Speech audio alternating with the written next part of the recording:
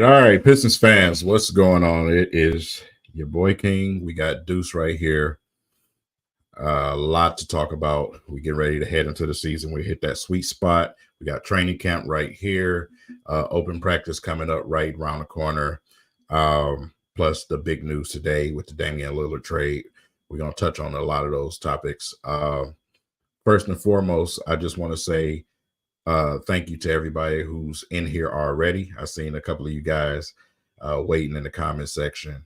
We're going to let a couple of people get in here real quick, and then we're going to jump right into it. But for right now, let's catch up a little bit because it's been a minute, dude. Yeah.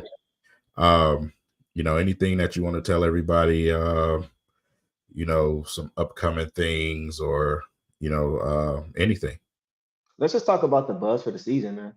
Yeah. You know what I mean? I think everybody's been anticipating this upcoming season for a while. I think with good reason. Finally going into a season with all of our guys healthy, this is training camp with all our guys healthy. Everybody looks ready to go. We saw Rico Hines footage. We got a chance to see our guys together who may possibly be the potential starting five, which we'll get into later, right? But yeah, it was just fun to see them guys together in the off season, just kind of developing chemistry and things like that. So I kind of want to see how they kind of look together on the court against competition now. That's what I'm looking forward to this season. So it should be fun, man. It can't come soon enough. I know we got training camp on the horizon, but just trying to brace ourselves like an overbite till it gets here. How about you? Man, absolutely. Like I said, it's go time. We didn't get an opportunity to see these dudes play together, man. So now we're getting ready to see that everybody's going to be healthy out the gate. Hopefully we don't get anything during training camp where we can see these guys go grace the court and actually build some chemistry together this season. I expect that arena to be in a much better state this season.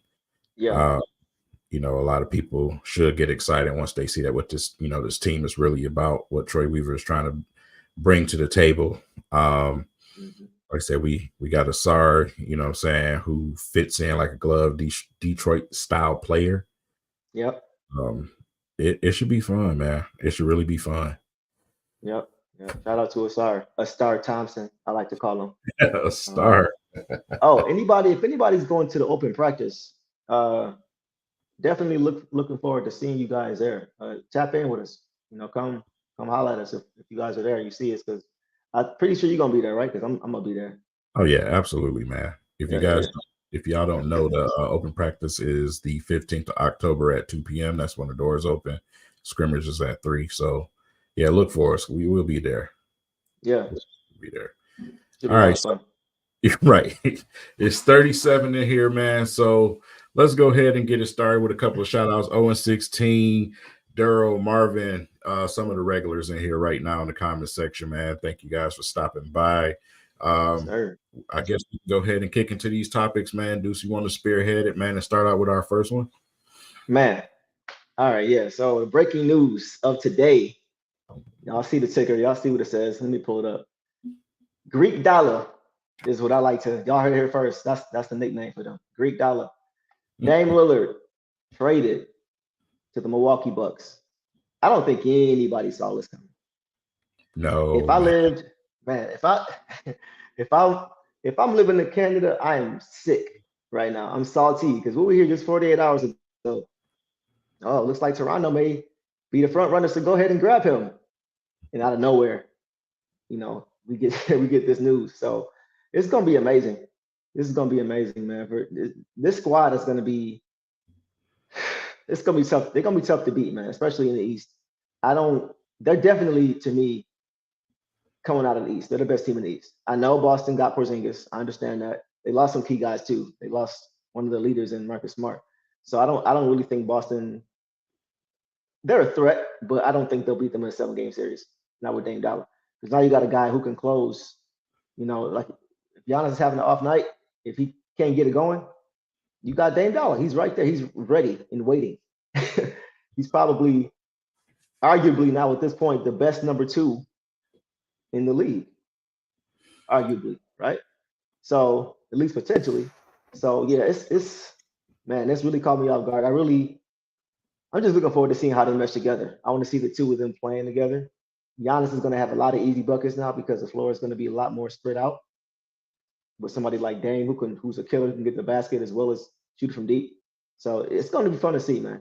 But I definitely don't think anybody in the East is going to challenge them. Yeah, man. Right. So my biggest thing with this roster is going to be health. It's going to be health. Guys like Chris Middleton, they haven't been around, you know what I'm saying, enough consistently for me to just be, confident as I want to be. Man, guys are definitely getting older. Yeah. Dame is going to be Dame. Giannis is going to be Giannis, man. But some of those depth guys, they got to hold up in order for these guys to be successful. They have to hold up for these guys to be successful. So just looking at this trade, man, is crazy. You know what I'm saying? You got Dame to the Bucks, Trailblazers, Drew Holiday, Ayton. You got a unprotected pick. Those are the highlighted things. All the other stuff, whatever. But Nurkic, Allen, Nasir Little, I'm sorry. And then you got Johnson being traded to the Suns. Suns obviously have a roster of their own. We just seen the Denver Nuggets win the championship. Say the Suns beat Denver, and these two meet in the finals. That would be very, very interesting. That would be a lot of storylines there. I mean, obviously, it's going to be tough for the Suns, man, to go up against that Denver team, man. But I think you got a little bit of faith in the Suns team. You feel like they got a little bit better. Is that the case? I do. And I think a lot of it is less is more. I feel like DeAndre Ayton, he already had an issue with his role, feeling as if he wasn't featured enough in the offense, being the third option, sometimes the fourth option, on a lot of nights. So I think he already was not feeling his place over there and not really happy with his role over there. So I think now when you go add a Bradley Beal, that doesn't help the situation at all as far as he's concerned, So I think the writing was kind of on the wall. I don't know who it was that was upset, whether it was Ayton or whether it was his teammates or, not being happy with him being a team player. Who knows, right? But I think in this situation, when you add a Nurkic and you have a guy who's not looking to be a 20 point per game scorer, you're looking for a guy who knows his role. He's going to play his role. Solid defender. He's actually an underrated offensive player, but he's not looking for his offense on most possessions. And that's kind of what that team needs. They needed somebody who was willing to do some of the dirty work. They don't really they had Ayton, but they didn't have a guy who was more so focused on that role. You've seen Kevin Durant try to play big sometimes, and he plays tall, right? He doesn't play big, he plays tall, right? So I think having a guy down there really would help them on the defensive end as well as the offensive end. So I think, and then adding a guy like Grayson Allen to that team, it's another shooter, right? You have guys who like to handle the ball.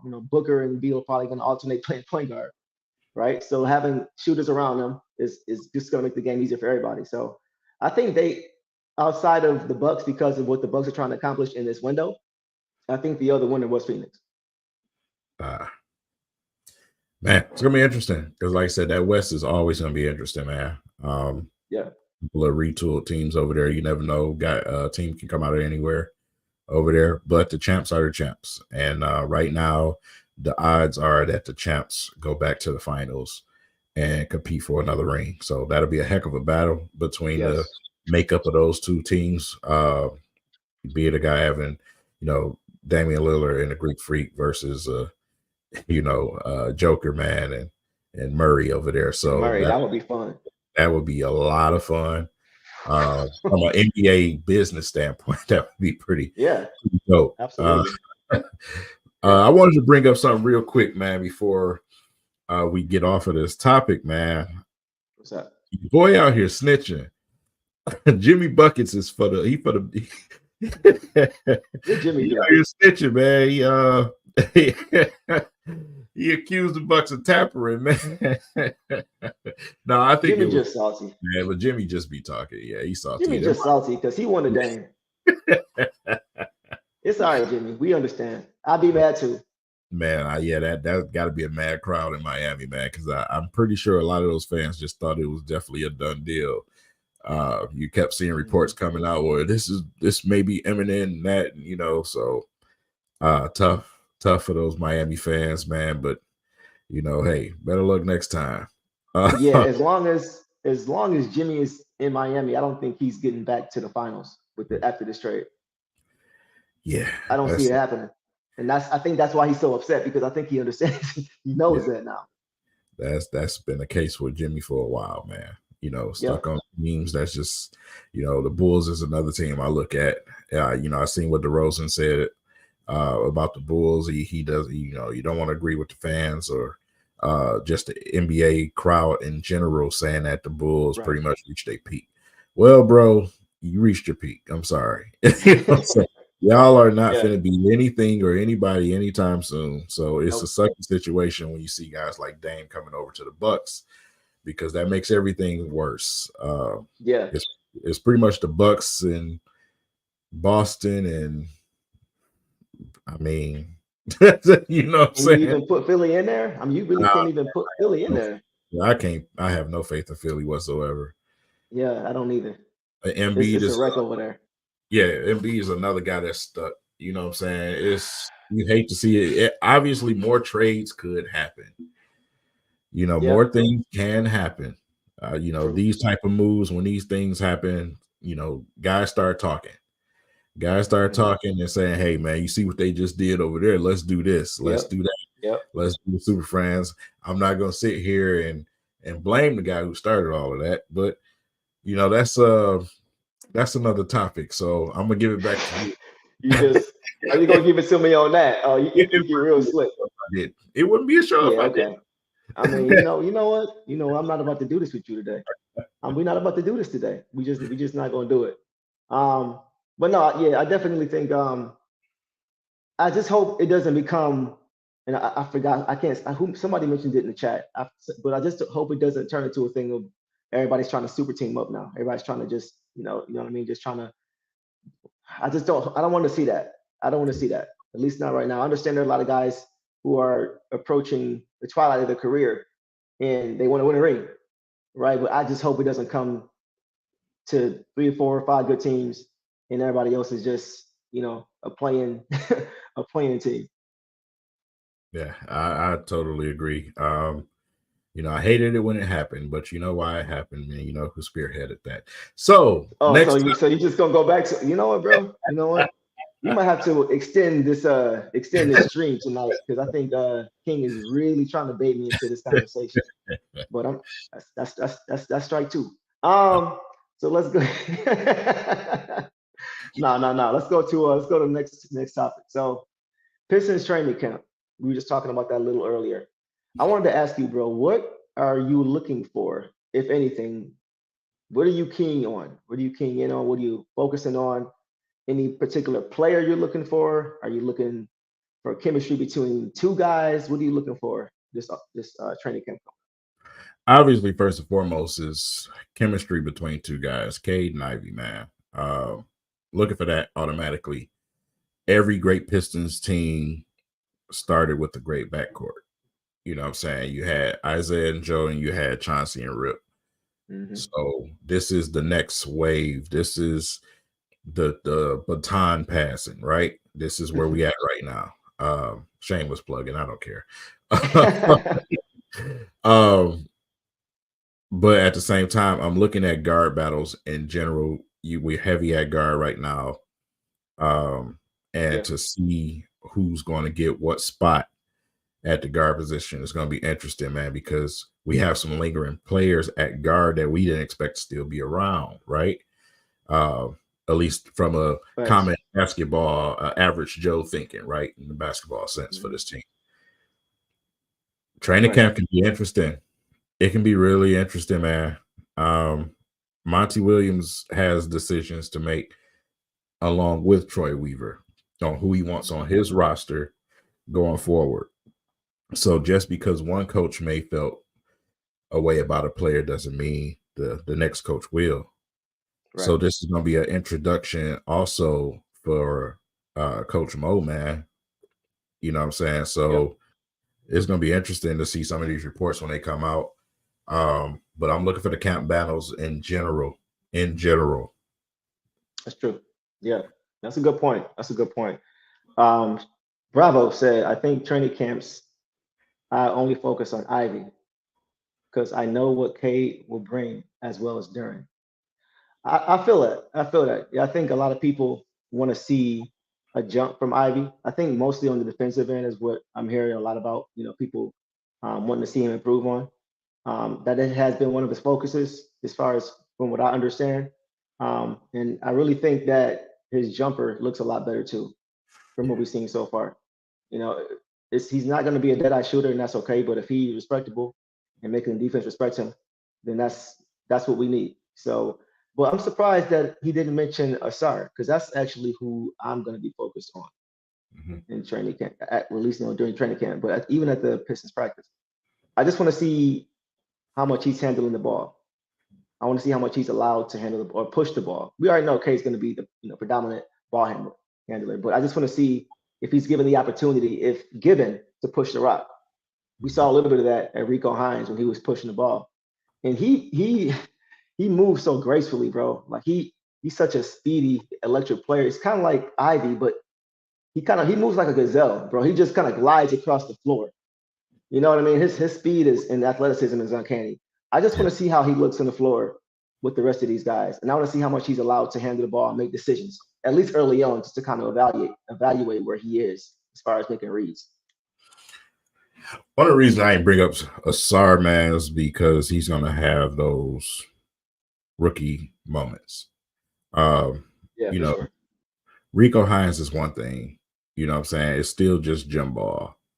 Oh, but yeah, when for you sure. out there when the lights is on, you got the crowd, you got expectations on your back. You picked, at a certain position. Things are a little bit more tougher out there. Guys, you have to understand roles. You can't just go around there freelancing. Guys have to touch the ball. All type of situations come into place. So, preseason, training camp and preseason is going to be big for that type of evaluation with him. I need to see him out there on the court with these guys. Training camp, at practice, of course, behind closed doors, they're gonna do what they do. But once I see him at in some of these preseason games and have an opportunity to be out there with them guys, I may feel a little bit better about that. I don't know how I feel about him necessarily pushing the ball right now or where he is shooting. That's all something that has to be determined still. Like I said, it's different on court than it is in the gym. Because we've Andre Drummond definitely proved that. Man, don't get me started on Dre. Man, oh man. Yeah, for sure. For sure. Yeah, I get that. I see Marvin mentioned Livers training camp, Livers progress. Yeah, that's another one. That's another one because we haven't really had a chance to evaluate a full season of Livers.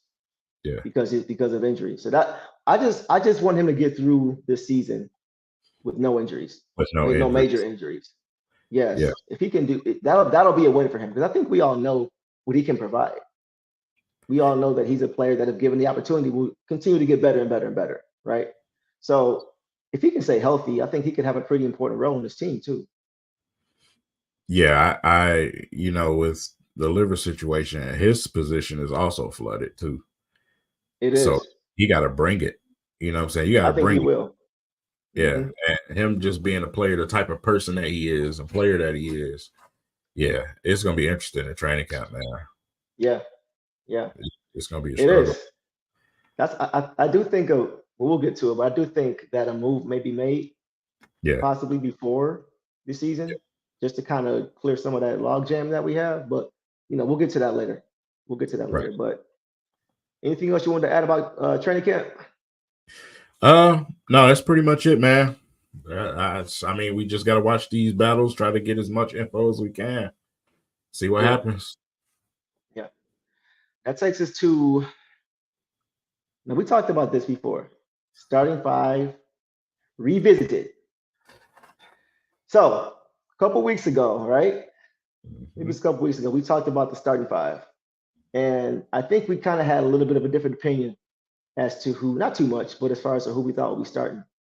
I went, and you can correct me if I'm wrong. I went with Cade, Ivy, Asar, Stu, and Duran to start the season. And I think you went with who did you go with? You tell me who you went with.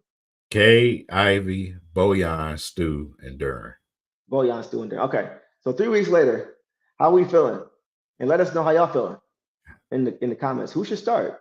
I think I'm, most of the spots we already know, they're solidified, but let us I, know what you guys think about who should start. Who do you think should start at this point? bro, I'm, I mean, I'm old school.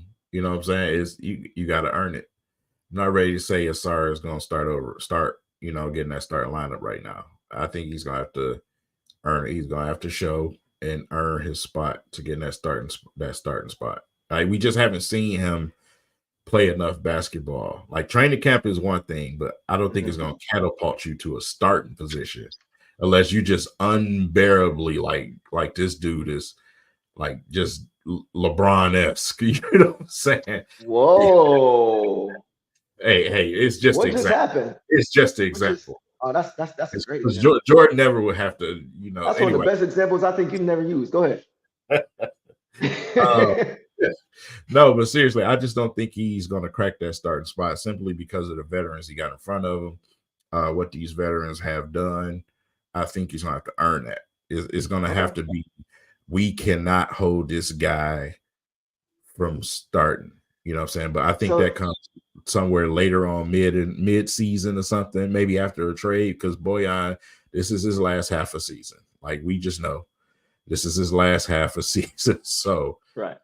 he'll have his opportunity. I don't think it's going to be starting out the gate though. Okay. So I wanted to ask you. I wanted to ask you as a follow-up, what would he have to do in your mind? Like what is the equivalent to you of proving it? What does he have to do to prove it to be at that point where you're like, man, I know he's a rookie, but you got to start him. Be What do you have to see? be decent enough on the offensive side of the ball where he can Okay. knock down a jump shot. I mean, fast breaks is one thing. Mhm. Uh, but you got to be able to at least contribute a little bit to the offense. We all know what it's like when a player can't contribute much to the offensive end. We just seen that, right? Mhm. So players get fans, as fans, we get impatient with that. With him in the lineup, he brings a certain type of thing to the lineup. And I don't think shooting is going to be one of them. I just I don't think I think he become a solid shooter later on down the line in his career. I don't think he's ever going to be a excellent shooter. Just Okay. based off Yeah. what I've seen from mechanics and everything else, I just don't believe that. That's just me personally. So I think he's gonna have to show, hey, while I'm on the floor, I can create some offense out here too. We know what you're gonna give us defensively already. We know that. We know what you give us in the running, the run game, fast break game. We know what we're gonna get. Mhm. That other element is what I think would catapult him in front of someone. And that is what I believe as well. That's why I asked you because I wanted to see if you kind of felt the same way I did about what we would have to see. Yeah. 50-50 balls, getting Yep. 75% of them. Deflections, You got to be right. covering up, yes, rotations, switching, just making the right reads defensively. That is going to be most of his offense. You know what I mean? That's to me, that's going to be most of his offense. Is because we saw how many easy buckets he got off of his defense. Blocking Yeah. guys shy the 3-point line. Once again, it is Rico Hines, but you see the potential. He did it in summer league as well. So I Mhm. think his offense is gonna come off of his defense, and I think that is what's going to allow him possibly to start day one because we always talk about it, defense first. We know we need spacing. You're right, Right. and unfortunately, the only guy on this team now who brings both at that spot is Livers, right? Defense Right. and offense. the shooting and defense. So I think if he's able to prove it from that perspective, from the defensive side, getting Ivy easy buckets, which leads to Ivy, scoring in bunches, getting 4 or 6 straight points because of the easy bucket he got. You know what I mean? Things like that affect the game, I think, are how he's gonna kind of get his way possibly to that starting five. But he has to do that. He has to be a plus on the floor. Yeah. Now a quick sidebar conversation, real quick. Okay. Ivy.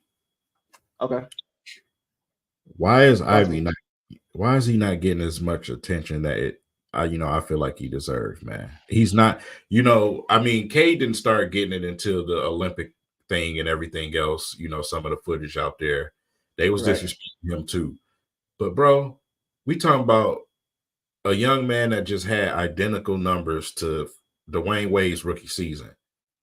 And we're not talking about it. You know what I'm saying? Like, what is happening here in Detroit? Like, are we becoming bougie fans or something? Like, what? Like, dude, I'm just as excited for Ivy as I am for Cade.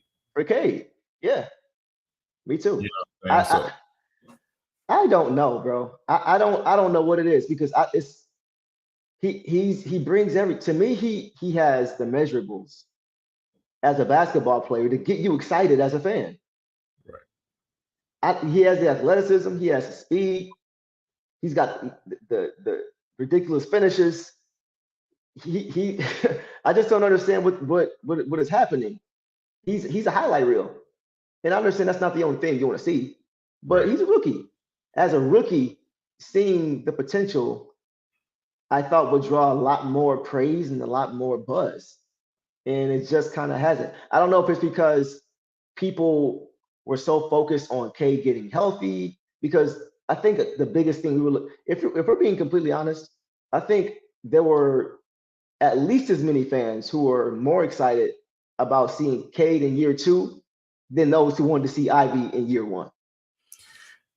You know what I mean? And that might not be fair. Yeah. But I think everybody saw, okay, here comes Cade's jump. We saw him rookie season. Here comes his jump. And we see about 10 to 12 games, and he goes down. I think people were anticipating that probably as much as they were anticipating having Ivy on the team, just because of what we expected to see from Cade as the number 1 pick, which we never had before. So I think that may be kind of part of why. But I don't know. That's kind of that's all I got as far as that's concerned. What do you think? Now, the reason why I had brung that up is because I was talking to a fan, and talking to this fan on Twitter, and he kind of gave me a bitter taste in my mouth with that situation, because I feel like some of these fans out here feel like this. They are, I would say, a little resentful towards Ivy because they don't want Ivy to be too good to overshadow what Cade is doing, which I don't want to see that. That's garbage, bro. Well, why does it have to be that? They both be great. You know what I'm saying? Would you rather have a less talented player that makes it obvious that he's not going to ever be on that level? I don't understand. What do you want? Do you want a winner? Like, right. Like, what? Don't you want talent? That makes absolutely no sense. That's one of the most ridiculous takes I've ever heard. I'm sorry. I don't even mean to throw shade, but I don't understand why that has to be the mindset. This is our team. Why are we creating battles in between our own team? I don't understand it. Of course, you have friendly battles when you're playing to get, practice, whatever. But to create narratives like that, I just don't understand what the point is. Okay. That isn't considered. How does that build team camaraderie? Cade. Let them both be great. Cade is going to be Cade, bro. Cade is going to be Cade. Ivy's going to be Ivy. They're going to work well together. Let's just leave it at that. If some of you fans are feeling that way, find some help. Stop it. Find some help, man.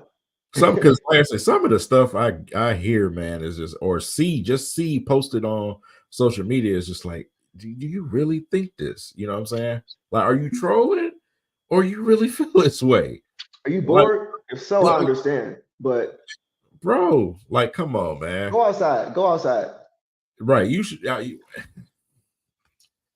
You have an opportunity to have Cade, Ivy, and Duran, you know what I'm saying, out there as potential guys who are going to be potential stars in this league. you know what I'm saying, growing together. We've seen so many of these type of trios grow together and take over the league. Yep. You know what I'm saying? This is organic. It's organic. You had Steph, Clay, and Draymond, right? That was organically grown. Exactly. That didn't start off fast either. Right. It took some years. Mm-hmm. You know what I'm saying? So, like I said, even though the Suns haven't won a championship, but they've been a winning basketball team. And they did pretty much the same thing. They built it organically. OKC. OKC. So, like I said, man, it's just wild out here for these fans. They for the shenanigans sometimes, man. Maybe it's been so long since we've been good that some people have just forgotten what a winning team needs to look like. Yeah. You know, it's been a while since we've had a good team to actually, you know, have these conversations. So I understand it to an extent, but let's not create battles in between our own guys, man. Like we don't that's what we doing, Detroit, bro. Like this ain't no Luka Dennis Smith type of ordeal over here, bro. That's not what this is.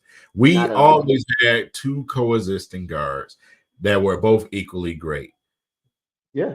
Isaiah and Joe, both Hall of Famers. You know what I'm saying? It works. It definitely works. You know what I'm saying? Right. So let's just stop. Yeah, let's stop, man. Yeah, come on, man. Let's talk about what's more important. Competition with other teams. All right. Anything else you want to hit the starting five? No, man. I'm ready for your next topic, man. All right. So my next, I kind of wanted to hit on this. We're gonna have to stay on this, but I kind of did want to go over it. I was thinking about it the other day. Cade not playing for FIBA, a blessing? Yes. Right? Yeah. If you were like me, guys in the chat, everybody watching, if you were like me, I won't front you. I was upset when I heard he wasn't going to play, when I heard he was given the opportunity and was not going to play. I understood why. I completely understood why. But I still wanted to see him. I still wanted to see him play on that team. Yeah. And after watching that team, though, after watching how the players didn't fit, after seeing how there wasn't enough of a veteran presence, I'm glad he didn't play. Man. I'm glad he doesn't have that loss on his record. You know, somebody said to me, well, what if he would have played? I think it was bigger than one player.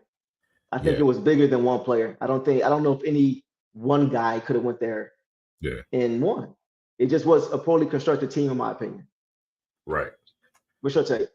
You know, in that situation, I mean, to those other teams, that's like every game is like NBA Finals in their mind. You know So they coming, you know what I'm saying? But I was the opposite. I was happy that he wasn't playing, because me being the selfish fan that I am, bro, I just spent the whole season without my guy.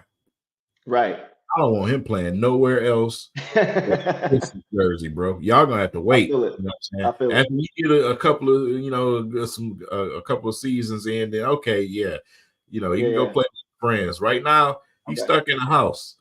Okay. Until you get the cast off, you stuck in the house, bro. You can't go. I ain't mad at that. So I'm not mad at that. I don't want any type of form of a chance of anything. You know what I'm saying? What it was for me? What? What it was for me was, I just remember how excited I was watching Cade play in that rookie game. Yeah. Just seeing the talent, like respectively, that he had around him, and seeing how he was the best player. Right. I felt like that could possibly have happened. You know, Anthony Edwards, shout out. But I feel like it possibly could have been, he could have been one of those top 2 or 3 guys on that team that stood out. And so I was so excited watching him play in the rookie game, because he was playing with the best players that was there. It wasn't like he was playing on the Pistons team that didn't have the talent, you know? So I just wanted to see him play with the talent of that team, just to see how he looked and kind of see where he fit. But that was a little selfish. You know, I understand it. I'm happy he did now, because now he's fully healthy and he doesn't have that on his record. So it's a win-win. Yeah, because that was totally embarrassing. And even worse for me, watching that embarrassment, now I got to sit here and watch people make Avenger videos with LeBron calling all these other players. You know what I'm saying? Oh, I you gotta like that? You like that? right. You see that? He Gotta get called. Tony Stark on the phone. Here they come and all of this. So yeah, I mean it was kind of dope. It was a little dope. Wasn't it? Okay, thank you. Come on, A little bit. You know They what had I'm to get Tony Stark on the phone, make them calls, step for the team, So, but yeah, Absolutely, man. Yeah. I think it's time. I think it's time for us to reestablish again and just let the world know this is why we call our championship, NBA World Champions, because Right. we are the standard. You know what I'm saying? And I think the world needs to be reminded of that. Even though we got guys from different countries that's MVP in our league, still when it comes to competition on a world stage, we're gonna whoop your ass. And I think that's what people need to see and be reminded of, once I again. agree, bro. Yeah, because like I think I won't. Okay, so the world has caught up. I'm not gonna act like the gap between 1992 and 2023 hasn't shrunk, right? From Barcelona with the Dream Team, they've gotten better, right? The world has caught up, right? But not. I don't think it's to the level that a lot of people think, because we're not sending our best guys. Right. So they're getting better. Their team is improving. Our team's talent is decreasing, and now it's kind of even in the scale. But I think everybody's going to be reminded, once we bring our best, once we bring the dogs, it's still a sizable gap that's there between us and the rest of the world. And that's kind of going to be shown, I think, reminded everybody. Yeah, let's bring little brother home, man, and send big brother out there, take care of business. Saying we sent the kids out there to play against y'all. Now we're gonna get this together. All right, here we come. I will say, I was thinking about it though. Even though I think our team, when assembled at full strength with our best players, is much better, it's interesting that some of the best players in the world right now, individually, are overseas. Yeah. You got Jokic, Embiid, Luka, Giannis, top 3 players in the world. So that should kind of just put us on alert that they're definitely coming. Oh, they got to continue to elevate. Yeah, man, most definitely coming, man. Like I say, you just gotta reestablish it though. It's time for the Dream Team 3. We need that right now. Yeah, we need that. We need that, man. Even though these guys, they're heading on their way out. They're getting ready to head out. In the coming years. SpongeBob style. Yeah, season 21 for LeBron. You know what I'm saying? Yeah. Which I mean, he just not broke the scoring record last season. You know what I'm saying? Took him 20 years to do that. And oh, really? What? Oh, okay. I'm just saying, man. Okay. And we need to, what I'm saying, we need to establish that. We got Curry, who's also getting older, Kevin Durant, all these players, they heading out. So while we still got these dudes around and available, we need to go on and send them on and take care of business, man. Take care of business. I don't believe Curry's played in the Olympics, so I could see him going.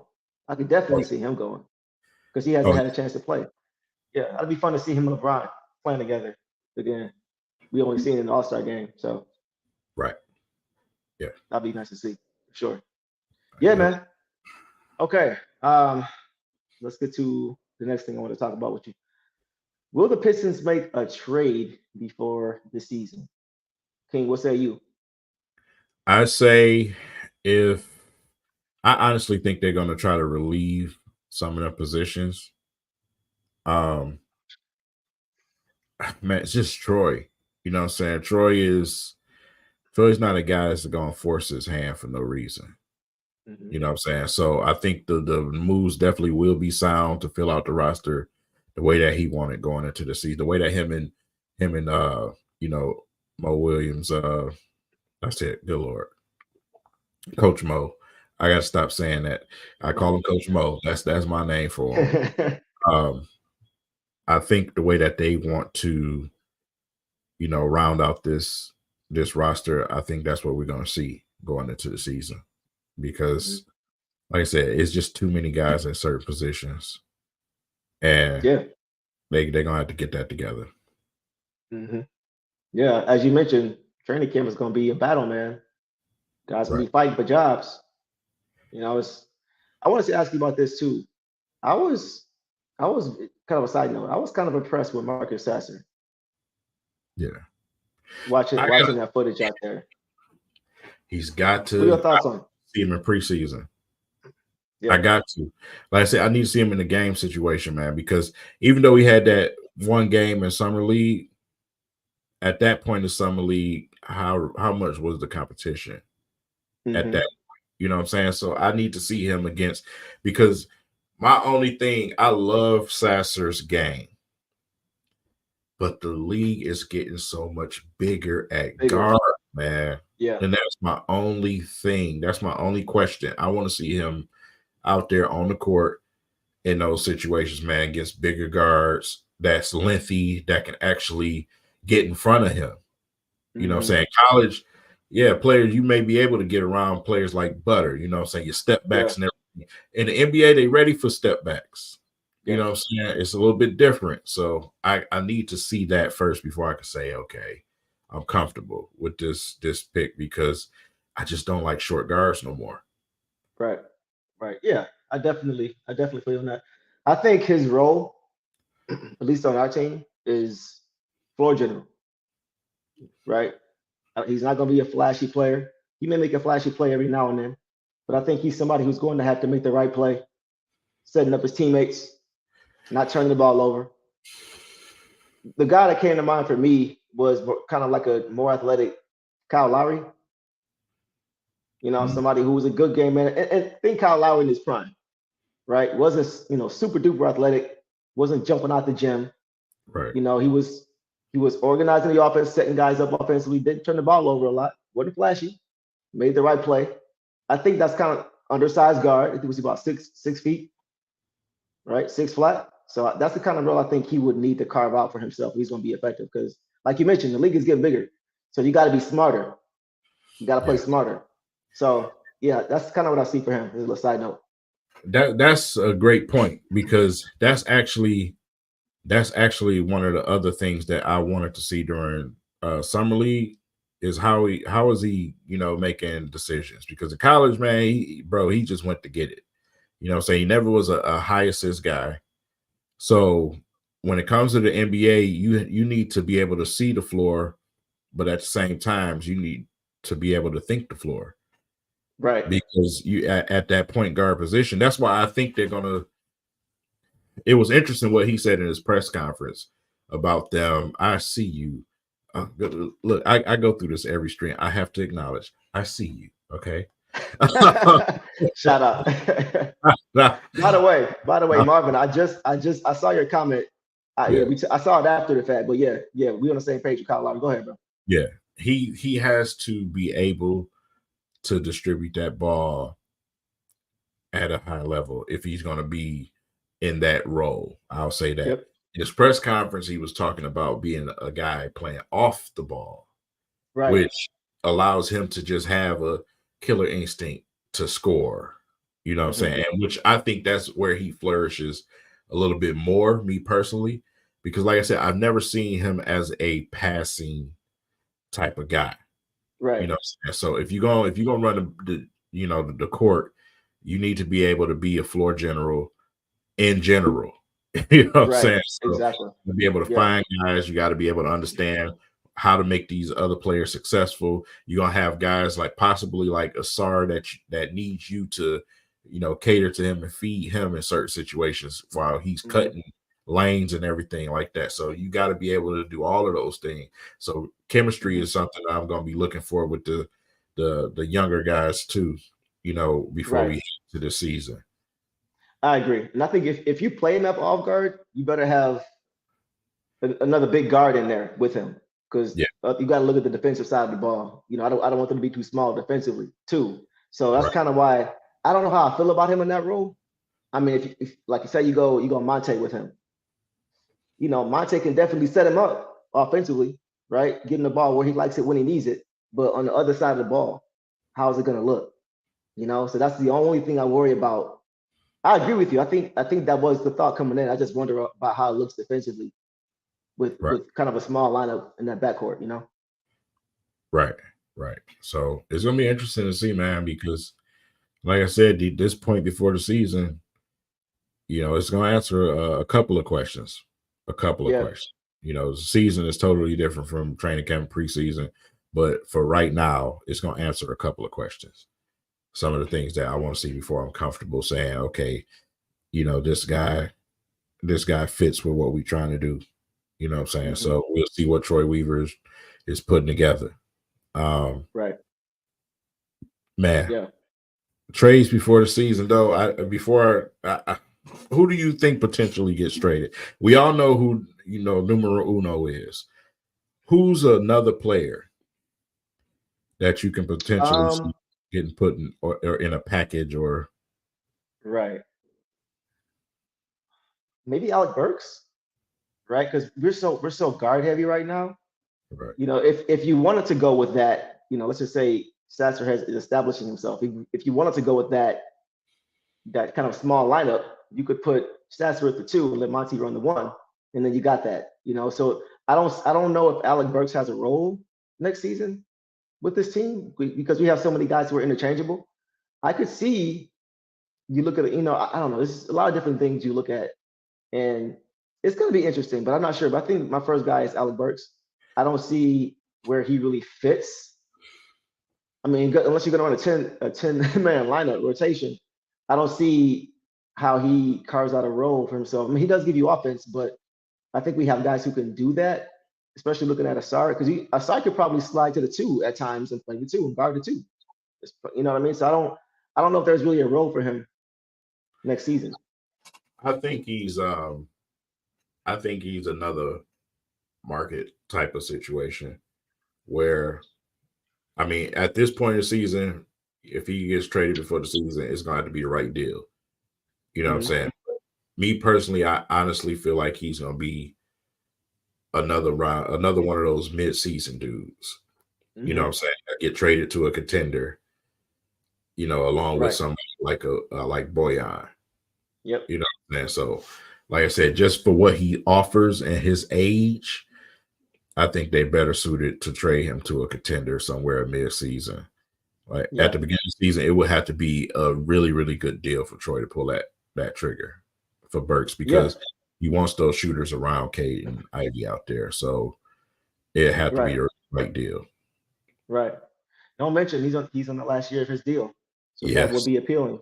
We know Yeah. most deals do happen at the trade deadline, and that's probably usually when the best deals are because teams get desperate. But that is appealing, him being in the last year of his deal. So it's possible. I'm not sure if it will happen, but I think that's something to keep an eye out for. Yeah. Oh, Oh, there's one more thing I wanted to hit too, bro. Did you see that JJ Redick interview on the yeah. Old Man of the Three? And he was talking about a few different things. I got a chance to check it out. It was go look it up on YouTube, you guys. It's titled "Who His Breakout Player Is for Next Season." I think he said Shangun was his guy, but in the actual video, he talked about the Pistons quite a bit. He talked about the Pistons quite a bit, and among some other things, he mentioned how he really feels like Monty is the right guy for this team, the right coach because he's a teacher. He played under Monty, so he knows the man, right? He didn't play for. He said I didn't play for Casey, but I'm talking about what I know about Monty, and Monty's a teacher, and he's a perfect coach for this team. Right. So I thought that was pretty telling to hear that from him, somebody who actually played for him, knowing that we have a young team. Man. He also brought up he shouted at the fans out on Pistons Twitter. Yes, he did. Shout out to everybody. Yeah, to Pistons Twitter. Yeah. About the big man experiment, and what he saw and what we thought. Yep. And Uh, right. Facts. some creators out there, shout out to those guys who also brought that to the light that they weren't pleased with Absolutely. that situation. So, Yeah. you know how I feel about certain bigs on this team. Let's get to it. One of them being this guy. Okay, let's talk about it. Yeah, Let's talk about it. not my cream of the crop. Let's just say that I'm not as enamored. I'm not as impressed. Intrigued. As Troy Right. Weaver is with Wiseman. Okay, tell me why. It's just I don't think he has dog in him as a big. I don't think he has dog in him, man. Not. Let's forget the frame. Forget the frame. I always talk about his core is weak. He need to do sit-ups or something. Lee, let's forget that. I don't think he has what we need from our big. Yes, he can, score in potential situations, but as far as like being a threat on offense, man, certain bigs make him look like child's play out there still. He is still young. He didn't play a lot, all that. I get it. You know what I'm saying? I'm all for the patience, man. But I just don't see it in him. I would rather they're joking, some of them joking in the comments. I would rather have a guy like Dre as a backup instead of Watson, bro. Because you're looking at you're looking at the role, you're looking at the physicality, you're looking at somebody who wants contact. Right. The East, bro. Exactly. It's giants in the East, bro. It is giants, and they're nasty. Tough. You know what I'm saying? So we need that nasty back. We need, if I can duplicate Duran about 4 times, we'd be set. Right. Man, but man. We got too much finesse, man, behind Duran. It's too much finesse. You got Duran. Stu is undersized. I'm not counting him anymore. He's a power forward. As a center, absolutely. Yeah, right. Exactly. Yeah. You know what I'm saying? So it's too much finesse behind Duran. We need another nasty dog that's going to get rebounds, that's going to actually be a threat up under the basket, because all last season we watched guards go to the basket willy-nilly and not be scared of anything. Yeah, and we saw also, when they would go 2 big lineup, I noticed that too. I would see a lack of helping the helper. Right. So when Drummond, or not Drummond, you got to think about Drummond. When Jalen Duran is trying to help, to come over help side to block a shot, I don't see the other big coming to block out. Nope. I don't see it. Where is it? I see him looking at the ball on the rim instead of getting in position to block out, because of the physicality. That I look for that every time I saw that 2 big lineup, because like, what's the point of having it if you're not going to do the things that make it successful? Right. And I saw too much ball watching. When he would go for the block, Duran go for the block. Maybe he got it, maybe he didn't. And the times he didn't, you better hope he did get it, because if he didn't, offensive board. Right. So that's what I look for. And I didn't see that. It was just a want-to. When you have a want-to, like Stu isn't the most athletic. I feel like Stu is more effective defensively, though. Yeah. Right. Because he wants the contact. He wants the physicality. He wants to get on the board. He wants to box out. He craves that physicality, So I just don't see that from Wiseman, or honestly Bagley either. I don't see it, and that's kind of what worries me. Bagley to me is not even really a 5. Truth to me. He's a big 4. He's a big 4. You know what I'm saying? And at least on the offensive end, he is a more nastier threat in a lob situation, or at least being one-on-one in the box. He's a little bit more of a threat than Wiseman is right now. But with Wiseman, and shout out to Rise Above, man. Also shout out to Real TV. That's my brother Juan, man, with Culture Detroit. Shout out to you, Nomis. I see you, Bravo. I see all of you guys in here. As far as what Monty can get out of him, Monty just had a big like that, and he couldn't get it out of him. You know what I'm saying? And I kind of see some of the same traits in this big that we got right here. So with Bagley or Wiseman? With Wiseman. Okay. With Wiseman. It just looks like at times he wants no parts of anything to do with bigs, bro. Yeah. You know what I'm saying? So I forget trying to be Kevin Durant and talk about your jump shot. No, I don't need that. I need you to be a big, bro. Right. Like whether we live in a stretch league, which is to me still totally a crock of bullshit. A stretch 5 league. It's not like bigs out here shooting 40% from 3 consistent. No. That's not happening. No. So, bro, I just need him to be a little bit more nastier on that block and establish himself and let people know I'm actually here. Right. You know what I'm saying? because we got Cavaliers, we got Philly, we got some nasty big teams, bro. Yeah. And we're gonna be serious competing. He gonna have to get serious himself. I will see. I think a lot of it is a mindset thing. I think a lot of it is. I think Wiseman is a genuinely nice guy.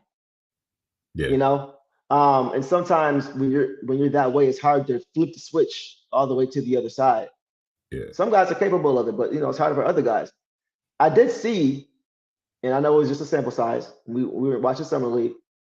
After he would make a play, I would see him bark. I would see him flex. I would see him react. I saw it when he was on the court with Duran. Almost as if Duran is in his ear, like, come on, man, I need that dog, bro. I need that dog. Where you at? You said you bigger than me. You 7'1". Where that dog? So I'm hoping that can rub off on him because it doesn't seem like he's naturally that type of guy. And this, it's not like it's a terrible thing, but it just doesn't seem like he has that natural mentality to want to go out and just kill you on the basketball court. And for me, even though we didn't get as much footage as I would like as the other courts, but I seen him most on the sidelines at Rico Hines. You know what I'm saying? Even if you glance on the other court, you see guys out there like Monte, Killian, you see these dudes. I even seen Livers for a second. I just ain't see him nowhere. Right. It's like, bro, you Wiseman. Where you got drafted at, this gym should be shut down. You know what I'm saying? Whether you played a little bit of basketball or a lot. You Wiseman. So that's true. I just need to see it, dog. That's all. That's all I'm asking. I as a young man, I like the guy. Right. Absolutely. Offensively, good dude. Offensively, you know what I'm saying? Hey, you got potential, you got talent, but I need Detroit Lions Brian Branch installed in Wiseman, bro. Yeah. I need dog. It's just that killer mentality. That's kind of what I was saying earlier. I don't know if he naturally has that. I think he has to kind of develop that. Yeah. I think that development, and that's why I think having guys around like Duran, because Duran seems to want to embarrass you every time he plays, and he wants to he wants to put you in the room. Yeah. You see it every time he's smacking the backboard. He's barking. You see I'm barking at Jabari Smith in Summer League. He has some choice words for him. I'll just say that. If you know what BAN means, whatever. But he was barking at him. So I really think that mentality might rub off. I'm hoping it does. Maybe it's wishful thinking, but I think that's really half the battle for him because he has the skills to be great. He has all the measurables to be great. It's just the mindset. Are you willing to go after it every single play on both sides of the ball? Are you willing to want to go out and kill your opponent on the court? Are you willing to do whatever it takes to win a game? Are you willing to put in the work in the offseason? All those things go into being a dog. So hopefully being around guys like Duran, and I know Duran's young too, but just having a guy like that around to rub off on you, I think could go a long way. Not only that, the coaching staff.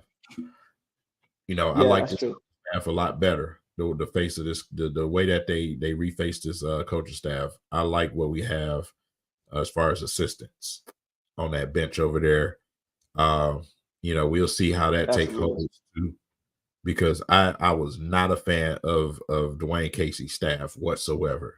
I still don't know what he did that entire time. Rex? You don't like Rex? What? You don't like Rex? I can't stand Rex, bro. I can't stand Rex. We talked about that last year. Go get me some X. I was so happy when I seen, Rashad Lewis and you know what I'm saying? So it's like, bro, I go get some players that's been in the game, bro. That's what I'm saying, gonna bring some nastiness to these young dudes out here. That's gonna actually teach them something. You know what I'm saying? I like that. Go out and get some more help too. Go get me Rasheed Wallace, bro. How about that? You know, so you want these bigs to take off. You want to know why Durant is like he is? You know who put that there? Thank you. Rasheed Wallace, bro. Thank you. You know who put it didn't hurt. It didn't hurt being coached by Larry Brown and Penny Hardaway either. Right. You know what I'm saying? Bro, when we had nappy head, brace face Drummond, that was Rasheed Wallace, bro. Rasheed Wallace. Yes, If Drummond laid the ball up, Rasheed Wallace was damn near breaking boards over there. Like, bro, what are you exactly. doing? Dunk everything. Duran And said that's that. yeah, Dunk exactly, everything. exactly. Yeah, it's up here, bro. It all comes back to this. So like I'm with you. Adding a guy like Rasheed, who never should have left, in my opinion. No. But come on, yeah, adding a guy of that caliber, somebody who's won, who's going to demand his respect. He's won in the league, and he's he was better than you were up to this point in your career as a And player. you can whoop your ass in 101. You From what know, I can see. you know what I'm saying? Yeah. So you got to listen to a guy like that. You have to. You have to at least respect a guy like that. So yeah, we need somebody with that kind of mindset to really light a fire under certain guys. I think on this team for sure. Yeah. Yep. All right, Yep. I got that in my system. I feel better. You feel better? You feel better? You ready? You ready to come up off the chair now? That was relaxing. That's Yeah. Yeah. It felt good to get it off. Yeah, man. Should be a fun season. Should be a fun season, man. Any last thoughts before we wrap this up? who's your breakout guy? Breakout guy. Cade don't even really count, right? Nah. I mean, that's kind That's of the cheap. easy answer. That's yeah. I think that's kind of cheating too. I gotta go with Ivy, man. I gotta go with Ivy. I think he has the most room to grow. I think he has the tools to. I think his ceiling is really high, man. I think his ceiling is really, really high.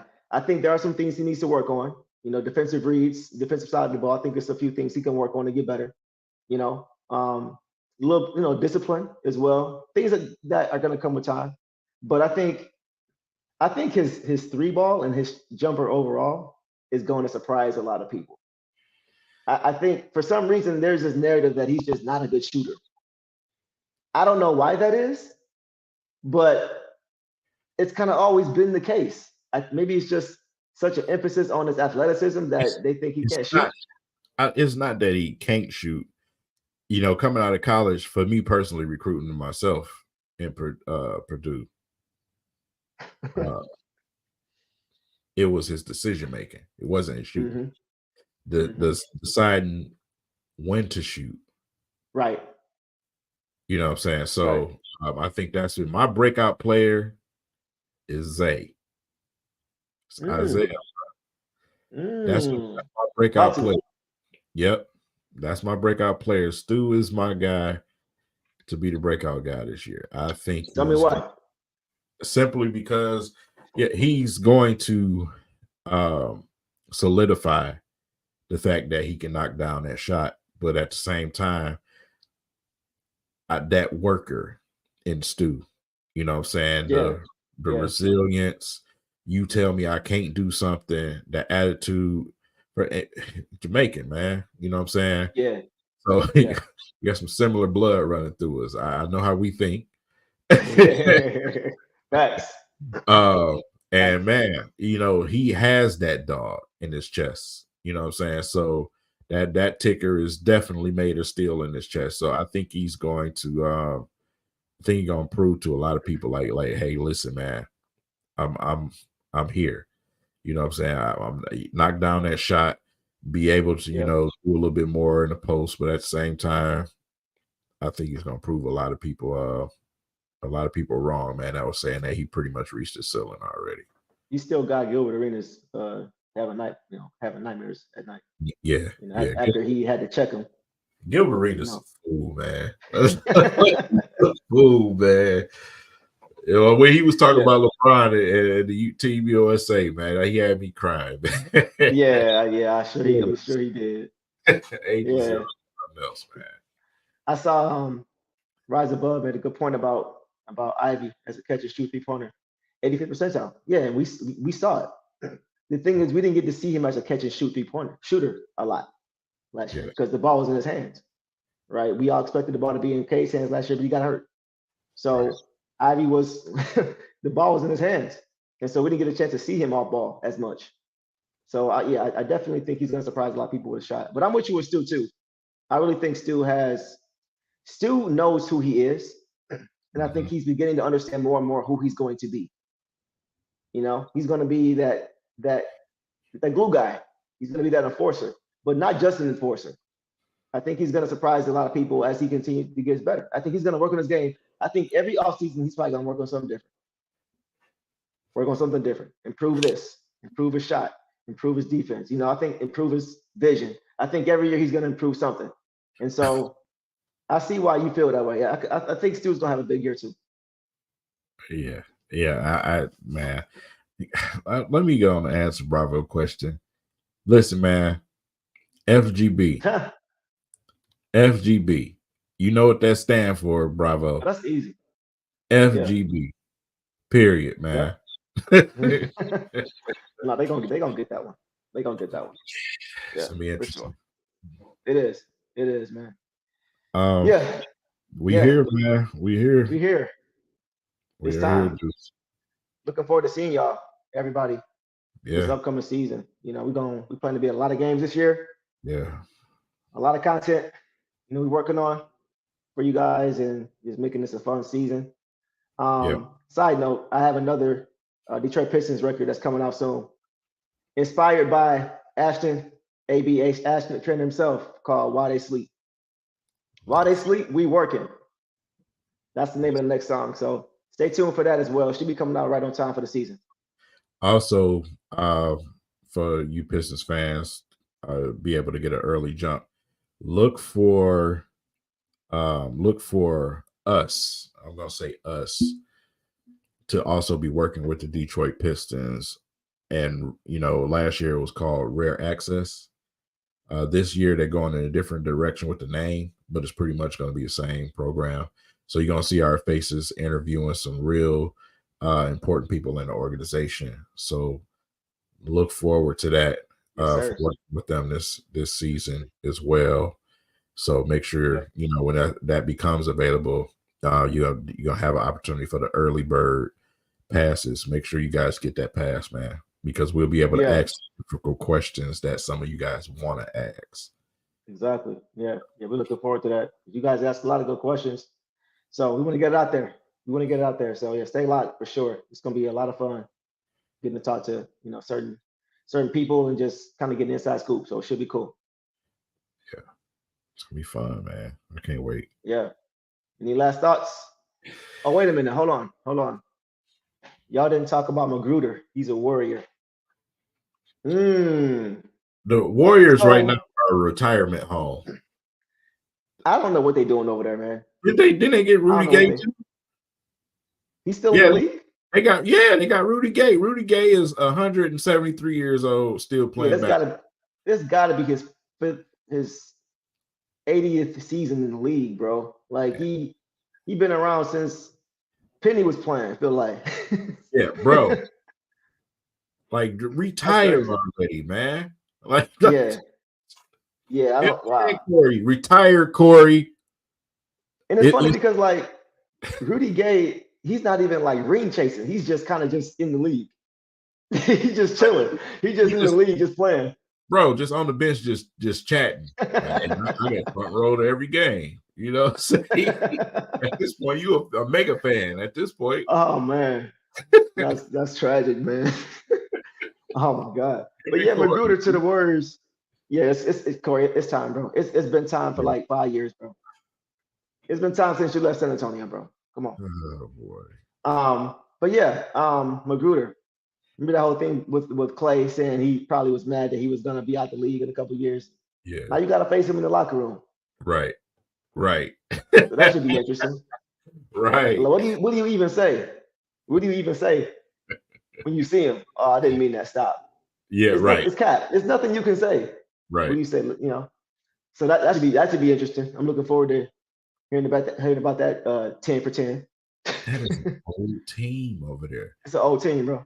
When you look at Chris Paul start? Like, bro, like that. Yeah, that's a. Does he start? Yeah. Does Chris Paul start?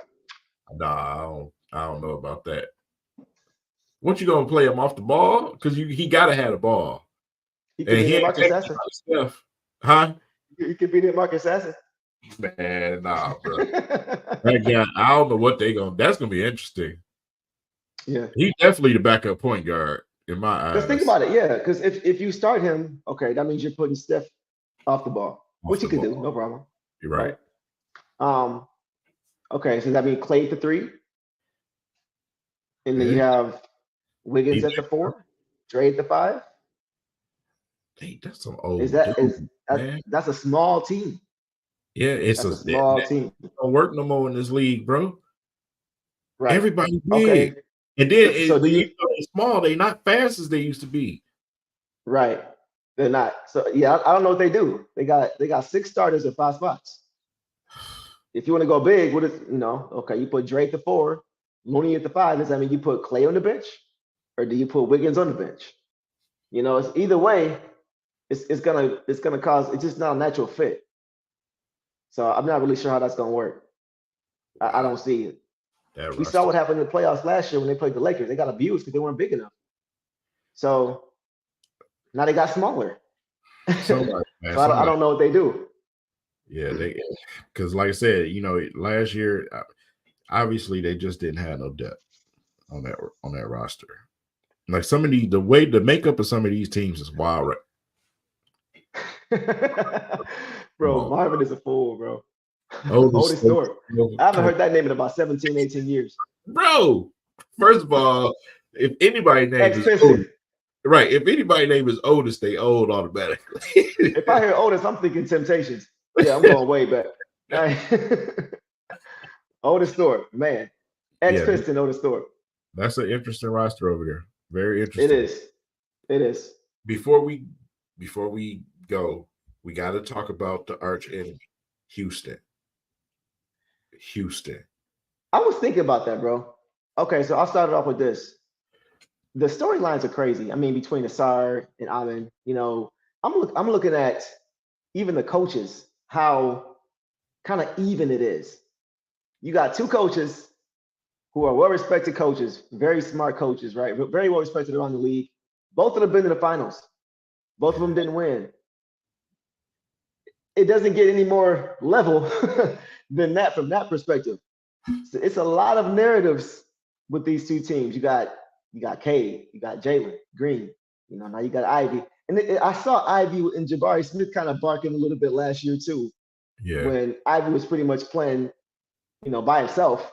I saw him kind of barking at Jabari Smith, so that may be another thing. Who knows? And then you got Amin, you got Asar, and then you got the coaching battle. It's just a lot of interesting storylines there. You brought up another bad bitter taste in my mouth watching Jabari mouth at Wiseman while he was killing him, man. Yeah, I know. We I gotta forgot about that. We got to get revenge. We got to, bro. Well, Like Duran that, got revenge. Duran got yeah, revenge. I'm talking about like real revenge. Like during the season, we gotta beat the brakes off of Oh them, bro. yeah. We gotta sweep them. We only play them twice. We gotta win both those games. Yeah. We gotta win both of them. And by that time, we should be well seasoned by the time we match up with them. So right. Plus Cade They is do back. have they do have a lot of talent. I'm still mad Cam Whitmore. And the guy who I wanted, I'll say that, because we both talked about it. I wanted Cam first. It was Cam 1, Asar 2 for me. Yeah. And when he dropped that fire. Yeah. Say again? There's nothing wrong with that. You know what I'm saying? For instance, I wanted Jalen Carter. We got Gibbs. I'm fine with Gibbs. Right. But I wanted Jalen Carter. You know what I'm saying? So that's how it goes. I was a Cam guy too. We both was Cam guys. We was talking about it. Yep. But we were happy with Asar. Absolutely. I mean, yeah. So I was I was a lot of guys guy, and we end up getting somebody else, and I'm fine with that totally. Right. So right. Yeah, come on. Yeah. Wiseman. Come on, Wiseman. Yeah, well, yeah. I hope he's gonna be all right, man. I really think this is kind of I know it's kind of cliche, but make or break season for him to really show what he is. To really show what he's capable of doing. He hasn't played with Cade before. He hasn't played with Cade at all. We didn't get a chance to see that because he came here after Cade got hurt. So maybe Cade can help unlock him. We always talk about that. Cade is always making guys better. We talked about with Marvin Bagley when he came here and how good the 2 of them look together. And I think it kind of had us thinking Bagley was a little bit better than he is, just because Cade is such a good player offensively and finding the open man and finding his guys where they like it. you know? So maybe he can do something like that for a Wiseman. That's what I'm hoping for. You don't look too convinced. I listen, man. Like I said, I'm hoping you're right. I'm hoping you're right. And Marv, when I see you, it's on site. I just want you to know that because I was not wow. a dog. You were Stanley a Darko Johnson is guy? my dog. I ain't gonna sit here in front like a lot of these Pistons. Wait. Were you a Darko guy? Hell no. I didn't even know who he was. Oh, okay. No. I was about to say. I wanted me personally. But you know what? No, to be honest, you want to who? I wanted Melo. Bro, as soon as we got the number 2 pick, when they said the Memphis Grizzlies had the number 2, when I remember watching it came down to the bottom, to the top 3. The top 3 teams. It was Cleveland, Memphis, and Denver. And they went to break. I said, please let us get the number 2 pick so we can get Melo. We got the number 2 pick through the Grizzlies. Because like the whole, real quick, just the way the whole thing worked, that was top 1 protected. So imagine if you're the Grizzlies, you see it getting lower, and you see that you're still 5, 4, 3, 2. You want Bron. You know, if you get the number 1 pick, the Grizzlies have LeBron James. And if you don't, and if it goes to 2, you don't keep the pick. Imagine that. So I wanted Carmelo so bad, man. I couldn't believe it. I could not believe we had the number 2 pick. And I remember watching, because right after the draft, it went straight to the Eastern Conference Finals game, and we were playing the New Jersey Nets, about to get swept. We were down 3-0 in 2003. Mm-hmm. And I forgot who it was that was announcing, but they said, it is reported that Joe Dumars said he's absolutely taking Darko Milicic, and I about broke the TV. Man. I couldn't believe it. I could not believe it. I will never forget that. That was the first time I watched the draft, and my chest started palpitating, bro. Like, what are you doing, bro? What are you doing? Yeah. To be fair though, bro, like, I'm gonna cut you off, but to be fair, a lot of people, I went back a few days ago and watched the post reaction, and Sean Elliott was on the panel talking about how good of a player he was going to be, and how him and Mehmet Okur were going to be the front court of the future, as if Ben Wallace didn't exist. So a lot of people felt like that. The technology wasn't there. There was no Instagram. There wasn't social media. You couldn't go and see. You had to go off word of mouth a lot of time, or what you saw personally, with no other opinion. You know what I mean? There was a lot of different things. So it's still no excuse, but I think hindsight is 2020 a little bit. And we got to remember that things weren't the way now that they were then, as far as access. My gripe with Joe is, bro, you can't be a practice guy. Like, empty gyms is one thing. That's true. I'm a superstar in an empty gym. You know what I'm saying? Bro, that's a different thing from when the lights come on. That's why it's important to have, a situation. If he overseas, I want to see him on one of the bigger stages overseas. Okay. You know what I'm saying? He practiced well. That was your explanation. His workouts were great. What? Right. Yeah. Bro, Donovan, you got a guy who just go ahead. Out of all time. And Stan Van Gundy didn't even draft this guy. Yeah. It's like it's just, you bringing up so many dark clouds right now. Devin Booker, man. Devin Booker is another one. I mean, but we took your guy, Stanley Johnson. Listen, I'm not even gonna lie. When Stanley got up there and he was like Detroit versus everybody and all this, and when I did watch the film, I was like, okay, he's straight. Yeah. When he started out, everybody loved Stanley Johnson. You know what Stanley Johnson was when he started out as a rookie? Remember? Like who he was? Like who he was supposed to be? Like what they was calling him? What, Kawhi? The LeBron stopper. You don't remember I ain't them doing games? that. I love Stanley, but I ain't doing that. You remember them games when LeBron was getting frustrated. Even LeBron said in the press conference afterward that he was a dog. No, yeah, he definitely a dog. Yeah, but he wasn't a dog. But then he was about a LeBron stopper as Ruben Patterson was a Kobe stopper. Yeah. You know what I'm saying? Like let's not do that. Let's not do that. Come on, man. I love Stanley Johnson as a player and a person. But come on, man, we ain't doing it. I think especially when his mom passed, man. Yeah. And he came in the league at a time where, at that position, things was just it didn't favor him no more because of him not being able to knock down consistent threes. But I always thought he could be that Ron Artest type of guy. You know what I'm saying? That's what I thought he was going to be. Okay. So I'm not going to front like some of these Pistons fans be fronting. Even I'll give you one even worse. Sekou. These Pistons fans act like they always hated Sekou. No, y'all didn't, bro. No. Parade. I didn't. It was man when he was playing. It was a parade talking about this dude was the next Giannis on Twitter.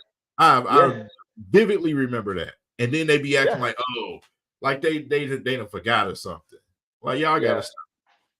Yeah, I thought he was gonna be a lot better than he ended up being. Yeah. I watched him in college a little bit, not extensively, but I watched him when he was on TV. I looked up some highlights or whatever. It just didn't translate the way I thought it would, and I don't think it was a lack of effort on his part. If you watch his podcast, he talked about it. He said, "I tried. It's not like I didn't try. I tried. It just didn't translate the way I think a lot of people thought it would." And that's it happens sometimes. That's just what tell your moms I said what's up, Kay. No, but like I said, man, it's just circumstance. Sometimes, coaching. Sometimes Dwayne Casey is known to destroy people for some reason. Since Toronto, all the stuff the Toronto fans were saying when we got him, that I totally was ignoring. Like, that was with y'all. He with us now. It started to slowly happen. You know what I'm saying? Where this guy, he's supposed to be the development guru and all of this. That was all bullshit. Go ahead. I will ask you this before you answer. Who has Dwayne Casey developed? Man, don't do that to me, man. Don't do Casey like that, man. Who has he developed? I like Dwayne Casey, man. He's a good guy. He has not be a classy guy, man. It's a classy guy. He's a great guy. But as a coach, he's still coaching in the 1950s, bro. You know what it was for me? I don't know if I can even answer that question. I don't know if I have an answer for you. But the one thing that really was disheartening for me, because when you talk about developing, right? Yeah. You got to instill confidence in guys. You got to instill confidence, especially in young guys. Remember the game when Ivy thought they had the timeout and they didn't? Yeah. And it was a close game and they ended up losing that game. His reaction told me a lot. His reaction told me that I wanted to see somebody different coaching this team. Yeah. I understand being upset, but you can't do that.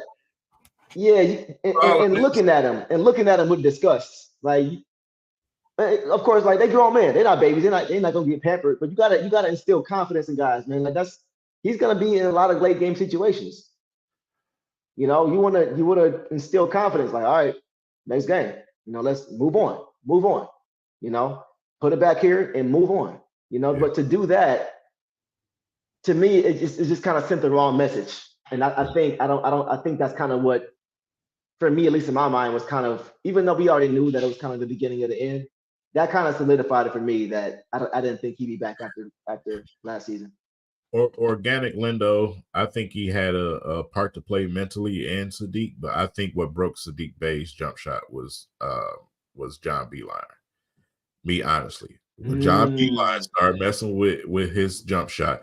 Now, the reason why I say it, because I got a little inside information about, how some of the players felt about, what was going on with the jump shot training going on with the team. To say that, I won't say too much.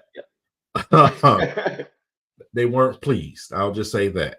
So I think John Beilein was he was the one that kind of tinkered with Sadiq Bey's jump shot. When you have a player with that unique of a jump shot, leave him alone. Leave him alone. Exactly. Because slightest little tweak that you make, oh my God.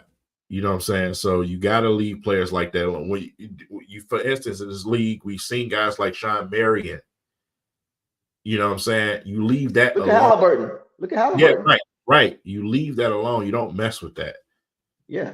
You can't just go around, so yeah. I agree with you on that one. For instance, another one, Killian. Killian had 3 jump shot trainers last offseason. 3. Facts. So you got 3 different guys telling you 3 different things. It's not good. You know, Yeah. so that's Not why I the said muscle memory. right. I want to see this staff that Monty got out here, Coach Mo, man, and yeah, we'll see. We'll see what happens. Right. No, if it ain't broke, don't fix it. Exactly. Yeah. Killian Hayes, bro. You mentioned them. I really want to see Killian do well this year. I'm gonna just start with that. I want to see him go to the Spurs. Wow. Okay. I want to see him get a fair shake, bro. If training camp is one thing, if he makes it to training camp, right, and he has an opportunity to go and try to take that spot and demand it, you got the opportunity. Hey, you went and draft Sasser, I'm finna fuck him up in training camp. You know what I'm saying? That's you gotta have. Yeah, that's got to be the mindset.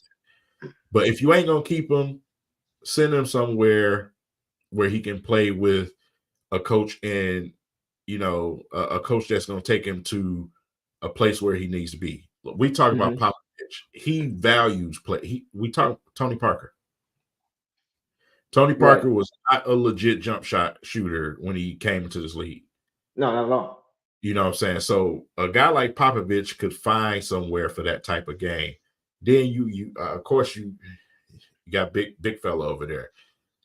So like I said, Wemby being familiar with each other already. If you do make that move, I want to see him go there. Now, if he whoops somebody's ass in training camp and you decide to just keep him around, still, Monty Williams, I want to see coach him. I never wanted to see Dwayne Wade. I mean, I said Dwayne Wade, Dwayne Casey. That's kind of what I was getting at, because he's not the greatest player in the world. Probably slightly better than average player. But you look at a guy like Campaign. Yep. Right? Lefty, who plays a lot of pick and roll type of offense, and much improved after Monty Williams coached him. What if Killian becomes a bigger and better version of that? Yep. I think that's a player that can stick around in this team and have a role. Yep. May not be every single night, but I think it's a guy that can, when you need him, he's going to come in and he's going to help you win games. I think he can be that kind of guy. He's going to play defense. He's going to play defense. He's going to distribute the ball well. Not everything turn the ball else over. Right. Plus, you know what I'm saying? Right. Yeah. I would love for him to have that kind of role, but I wouldn't mind saying that. I mean, San Antonio, you got Wemby. You're going to be better if you have Wemby on your team. You're going to be a better player. Right. He just makes the game easier. But yeah, playing for Coach Pop, I could see him play for that kind of team and that kind of offense and learning from the best to ever do it. Don't get worse than that. Don't get better than that. So, Tristan, what's up, bro? What's up, Tristan? Hey, shout out to everybody in the chat, man. Shout out to everybody for showing up. Y'all got any questions? Y'all got anything y'all want to talk about before we get out of here? Kind of want to hear from y'all a little bit and just kind of see where y'all heads are at going into next season. Let's see. I'll never forget that rise above. That, bro, I was so done. Man, wow. If I could only say what I wanted to say right now, I was twisting in my chair. Like Dwayne Casey, what the fuck are you talking about? He did the same thing with Sekou. Sekou, right? Listen, I'm gonna say this, and please don't think I'm comparing the two. Sekou was flourishing when he was doing what? When he was being used as that Asar type player, getting out on fast breaks. That's when he dunked Tristan Thompson. You know what I'm saying? Yep. That's the type of player he was. Dwayne Casey stuck him in the corner. Yep. Like, bro, we have to go out here and shoot 8,053 3-pointers a game. Like, bro. Without the personnel. Yeah. Yes, right. You're not Golden State. Right. And we talked about that before. We talked about that before. How Golden State ruined a lot of teams. It's not their fault that everybody was trying to beat them, but they ruined a lot of teams. Everybody doesn't have that personnel. You're not going to be able to replicate that because you don't have those shooters. You're never going to see those shooters again in the backcourt together. At least not for the next 20, 30 years, in my opinion. That's the classic bad team type of thing. Bad teams try to be another team. You know what I'm saying? Because now the Denver Nuggets are the standard. And you know who they built like? They're built like a Pistons team. That's what they're built like. So they're not built nothing like a Golden State team. They're built Yeah. like a Pistons team. Play together. So it's literally now this team is the standard. Bad teams follow that. Good teams be who they are. We gonna beat you being who we are. That's who we always did. You know what we always did in Detroit. We didn't care about the Lakers, the Lake Show, and all of that stuff from the Bad Boys to the Lakers with Shaq and Kobe. We didn't give a damn about the 1-2 punch, 4-5s, or the big three, or whatever the fuck it was. We had our own style, and we won with that. So whatever you tried to do, we threw a wrench in it. We were the wrench team. We were the monkey wrench team. Yeah. Right. We was the one that broke the system. You know what I'm saying? Right. That's what we do here. So it's just like And that's you're right, bro. Like it's no point trying to we haven't won any championships conforming. None. We haven't won any championships trying to be like somebody else. And you could say, yeah, but that happened 10 years ago. That happened, that was in 2004. Well, guess what? The first time it happened was in 1989. So 15 years later, it still worked. Yeah. So it doesn't make a difference as far as the time frame. It's like you said, understanding who your team is and then getting the max out of that. And that's how you win. Now, dudes, this is where I hold Troy Weaver accountable to an extent. Let's hear it. Because you said that you was going to rebuild. He's like, I'm not trying to rebuild or this or that. I'm trying to rebuild the Pistons. Right. The Pistons. Right. I need some Pistons type player. That's Wiseman ain't no Piston type player. You traded Sadiq Wiseman. That ain't no Pistons type move. You would love with certain, you know what I'm saying? You would love with certain stuff. Like, bro, for me, every GM is not perfect. You know what I'm saying? They do things sometimes that's uncharacteristic. So I chuck that up as a loss. But if you're going to rebuild the Pistons, bro, rebuild the Pistons. Like all this finesse, it's too much finesse going on. It's too much non-defense going on. I need some dogs, bro. That's a great point. That's a great point. Just as far, like you said, just as far as from culture standpoint, like when he drafted Stu, I felt like he was really reinforcing that, even Sadiq, but really Stu, somebody who's just a dog who's he's grit. He's in the mud, getting in the mud, all that. Right. So I agree. I would have liked to see more guys, at least with that mindset. I still like in hindsight, I still wish we did have Sadiq Bey as opposed to Wiseman. Right. Just because I feel he offers more. I understand why it happened, the role and what Sadiq wanted and things like that. But if I'm making a trade, I'm getting, of course, Troy Weaver knows way more than I do. But I'm just thinking, like, if I'm making a trade, I at least want to get a guy return who is embracing the things that my best players also embrace. And so instead of having to have them come here and be taught that takes time and it doesn't always translate. Guys don't always, you could teach a guy that, but they still may not go 100 the way their teacher did. You know what I'm saying? And so it's like just having that mentality already instilled in you makes it a lot easier to get everybody on the same page. So I'm with you, bro. Yeah, that's a great point about personnel. That would be the one thing I could say. Yeah, you can lead a horse to water, man, but you can't make them drink. Right. You know what I'm saying? So that's all up to Wiseman. If you want to accept it, you know what I'm saying?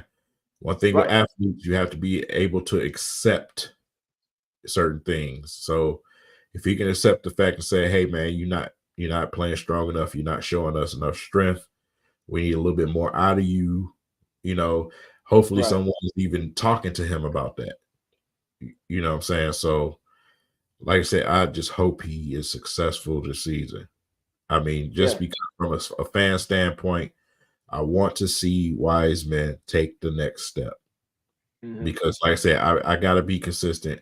I preach patience all the time. And I'm a patient with him. But for me to feel comfortable about him being on this team, I just want to see at least some type of jump. Because he virtually looks like the same player to me. I want to see some type of jump. For instance, to be fair, he didn't even play a full season. Right. To be fair, like I can't kill him yet. Maybe he's trying to find his way. Who knows? But I'm gonna cut you off. But I'm just saying I haven't lost hope in him because of that. Yeah. This offseason, though, after this offseason and going into the season, I want to see a dramatic change in just the approach. That's what I'm looking for. So yeah, but go ahead. I'm gonna cut you off. Yeah, man. No, you're right. You're absolutely right. Like I said, I'm not saying you got to be a world beater. You know what I'm saying? But show me something. You know, give me Right. something. Right. Give me Yeah. something. You know what I'm saying? That I'm like, oh, so this is what you've been doing. So We this can is work with that. Right. right. You know what I'm saying? Mhm. So you know, like I said, I hope he's successful, man.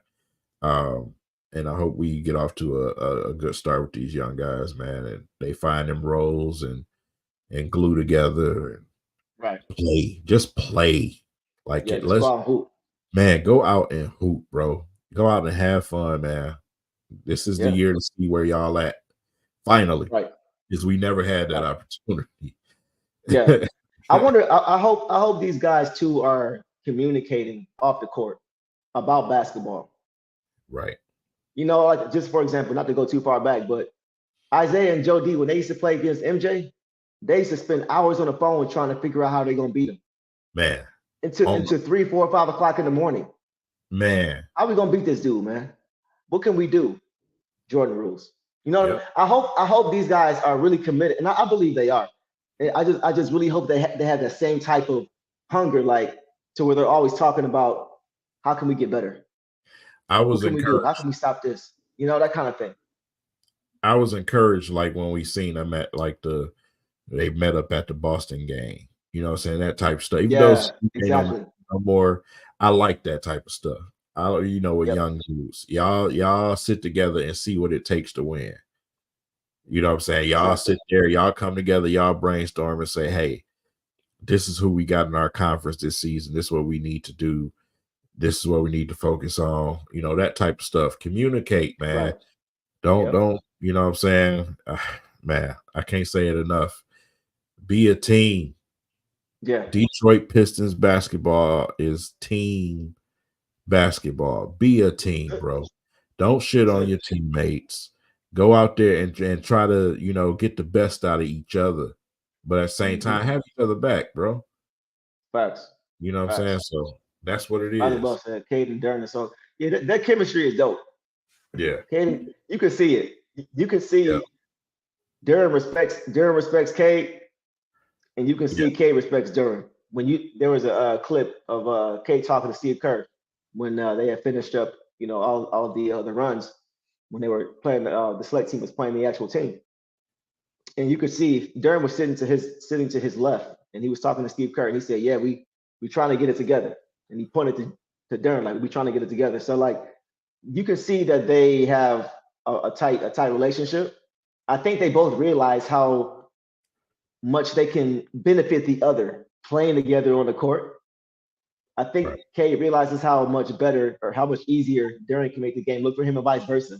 I think Durden realizes, man, this dude, you saw how many easy dunks he was getting at Rico Hines? And it's Rico Hines, I get it. I know. I get it. But we saw that from Marvin Bagley too. Okay. So I think Durden realizes I'm about to eat. Let me get my fork and knife. It's time. You know what I mean? So I think that's part of it. They realize how much better they can make each other. And that's why they're starting to develop that bond. Yeah, totally. You're absolutely Yeah. right. Like I said, it's man, every guard craves for a certain type of big. Right. And he's that big. Penny Hardaway, you know what I'm saying, Shaq. You know what I'm saying? So it's like, man, we have that. Yeah. But at the same time, we got even more. You got Ivy too. I'm probably sure, you know, because he's a guy, he's gonna put his head down and work, you know what I'm saying? Especially during off season. That's what he's gonna do. But he surprised the heck out of me last season with his assist totals. Absolutely. Because like I said, scouting him in Purdue, you know, Ivy was he could pass the ball. Everybody knew he could, but he just never did it at a high rate. Right. And when I see him play last season, man, he was willing and dealing, trying to dish that ball. I loved every second of that because if you got unselfish, willing passing guards like that can get their own whenever they That's want the to. key. Yeah, and then go in and make sure everybody else get it too, bro. You're Yeah. different. You're different from You a lot. said it though, bro. Yeah, Willing passers. He is a willing pass. Now, there are times when he doesn't make the right pass. He may take the shot instead of the pass. But I think yeah, that's just more so understanding offensive flow than it is a willingness to. You can tell he likes to get the ball to his guys. right. He enjoys it. You can see him celebrating, getting hyped, getting lit after he made a pass to the guy in the break. So I think the willingness is definitely there.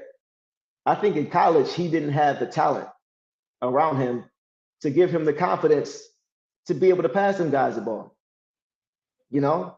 But You're when right. given the opportunity and you got these guys around you, especially, and I said it before, I think Ivy and Asar are going to be the threat on the break, Oh fast yeah, break, and Cade and Duran are going to be the force in the half court, yeah, yep. right? The pick That's and that roll. So pick and roll. Yeah, that bodes well for you in the playoffs when you have both. man, makes you more than one When you dimensional. have Man. You got because different in the dimensions. playoffs, the game slows down. Uh-huh. So in crunch time in the playoffs, when the ball's in Cade's hands, and we have a pick and roll threat every time down the floor, Yep. that's what I'm looking forward to seeing is the different dynamic between Cade and Duran and Ivy and Asar and how they're able to work off each other's strengths. You're in the playoffs or you with a fairly young team. Hey, let's slow these dudes down. You in the Yeah, playoffs playing that old ass team. Let's run them out the gym. let's speed these guys up. Exactly. Yeah. They both. They have the tools for both. That's what makes them scary, bro. That was the That's why I'm Pistons. excited. That was Yeah, the Pistons in exactly. 04. Facts. If we want to slow 100%. the game down, hey, She, come here. You know what I'm saying? We want Mm-hmm. to speed them up, run people to death. Hey, Rip, I need 8,000 screens ran from Exactly. you know what I'm Exactly. saying?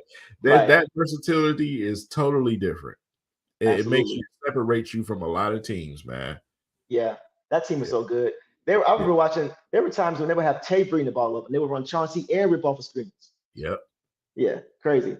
Asar could do yeah, yeah, that. yep, yep. you So know? maybe Yeah. Troy is building the Pistons. You know what I'm saying? Maybe he's just Maybe, not built. Maybe we just don't see it yet. Maybe we just right. don't see it yet. Maybe there's I hate to think too far ahead, but I think maybe with Wiseman, he gave himself the option to be able to move him if he needed to, you know? Yeah. Um, but wow, Eldon Campbell, Hey, Marvin Elder took me Campbell back was to a dog, 2004, Marvel.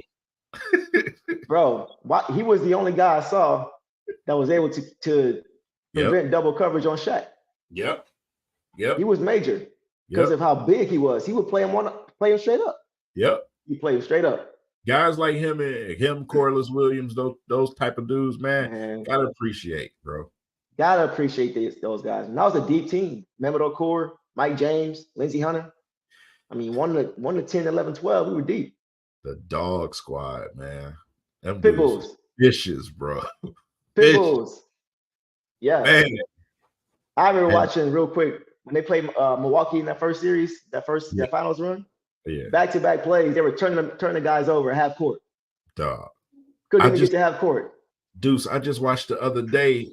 Who was they playing? I forgot who they was playing, but they made this team turn the ball over 27 times, bro. Like this team did not score for Wow. one of the longest periods ever recorded in the game. And Right. I'm just sitting here watching this. I'm like, dog, this is wild. I don't Yeah. think I need real Pistons. quick. I need everybody to name an old school player from that regime, from like 2000 to 2004, and just drop a name, drop a player, I random don't do player. Resume. dude, the king Resume. of Iraq. Remember Tremaine Folks? Remember Tremaine Folks? You got him in the Oh ring. my Never god. got off the bench. Yeah, man. Yeah. Yeah. That's Jellicoe Brasha. Zeliko Okay. Rabacha. I was just about to say that. That's Yeah. wild. Yeah. I mean, he was as old school as you could get. Okay, we got okay, Darvin, obviously, for sure. I remember Mo Evans, man. Darvin was in a dunk contest one year. Yep. Corliss, Maurice Evans. Wow. Mo Evans, bro. Chucky, That's crazy. Cliff Robinson, John Wallace. Wow. Yeah, R.I.P. Cliff. That's crazy, man. R.I.P. Cliff. Mehmet with a shot. Man, Flip. Mehmet missed the easy layup at the end of the game when we were playing the New Jersey Nets in 03. He had an easy alley-oop catch and he missed it. Man. Layup. I love Mehmet though. Shout out to Antonio McDyess, man. Antonio McDyess, man. He wish he could have got a ring, man. He came 1 year too late. 1 year too late. The king of mid-range, bro. Yes. Like, I just talking about consistency. Yeah, man. He was like Udonis Haslam with a bag, with a deep bag. Yeah. Especially before he got hurt, man. Before he got hurt, there was a small window before he got hurt when he was mentioned with not as good, but he was mentioned with the KGs and the Duncans. He was on that level before his ACL injury. Who else? John Barry, Delfino. Wow. The vampire of Delfino. Fun fact. They used to call him Thumbs because he used to run like this with his thumbs out. Look it up. They used to call him Thumbs. Yeah. Carlos Arroyo. Yeah, John Barry. Man, that dude. Carlos Arroyo. Yeah, he was nice. I'll never forget when they demolished USA. Man. Yeah, remember Carlos. That? Yeah, bro. He was little dudes like him, Will Bynum, JJ Barea, I always got respect for. Like, I do too, bro. I do too. They remind me of me, bro, because I'm not a giant, you know what I'm saying? So like when I was in high school, I wasn't the biggest dude, but I had to work, I had to understand, you gotta know how to get your shot off. Man. It's a little bit different. You gotta figure all that stuff. That tape, man, when you was in high school. You said what? They need to see some of that tape when you was in high school. Man, I wish I had some. We might have some. We might have some. I actually, I went to school with Kool-Aid, so I'm gonna see if he has some. Yeah. I'm gonna see if he has something. Definitely. Yeah, I used to get it in, bro. I used to get it in. I wish I had some tape. I got some newspaper clippings and no tape. Okay. I do have a game winner. Okay. A buzzer beater. I think. I seen that. Yeah. You like that? I seen that. You like that, right? Yeah. I had to hit the game winner, hit him with the stone. The stone face. Right. Maxfield. Who else we got? Cleaves, Mateen Cleaves. Wow. Who was excited when we drafted Mateen Cleaves? The Flintstones. I was because we had just won the title. Michigan State had just won. Him and Mo Pete. Shout out to Mo Pete, my dog. Yep. Got a chance to kick it with. I thought he was going to be a lot better. Man. I almost want to screenshot it and send it to him. Mar, it's on site, Mar. You be in here, you be low key in here roasting, man. It's man. Last time I came to your birthday party, I was nice. This time I'm showing up with a bat. Bro, he ain't pulling no punches. That's hilarious. Oh man, that's funny. Okay, who else we got? Chris Webber. Chris Webber. Yeah. Amir Johnson. I thought Amir was gonna be nice. I thought he was gonna be. I thought he was gonna be nice. I thought Austin Day was gonna be nice. I thought he was ahead of. He got drafted too early though. Yeah, I did too. Right. Yeah. Right. He was drafted at his time. Man. His shot was wet. Yep. Walter Herman. That's hilarious. Bison Daly, man, rest in peace. He actually had game, bro. Bison Daly had game. Mm-hmm. Yeah, he wasn't no all-star, but he had game. Yeah, shout out to him. Rest in peace. All right, Chucky Atkins. GG. Said what? I just seen one of the highlight clips from the losing team. Gigi Datome was sitting in the little box for the other team. I'd seen that on TV. Yep. Wow. Gigi Datome. Bro, he was scouted to be the best. Where is he from? I'm trying to remember where he's from. But he was supposed to be the best three-point shooter in Europe. Yes. Came here and couldn't throw a brick in the ocean, bro. That happens every time. I never saw him make a three-pointer. Bro, we had Ben Gordon. We had what's the name? Charlie V. V. Just Charlie V. What's the name, man? Oh God. A guard or a forward? A guard. What time frame? Huh?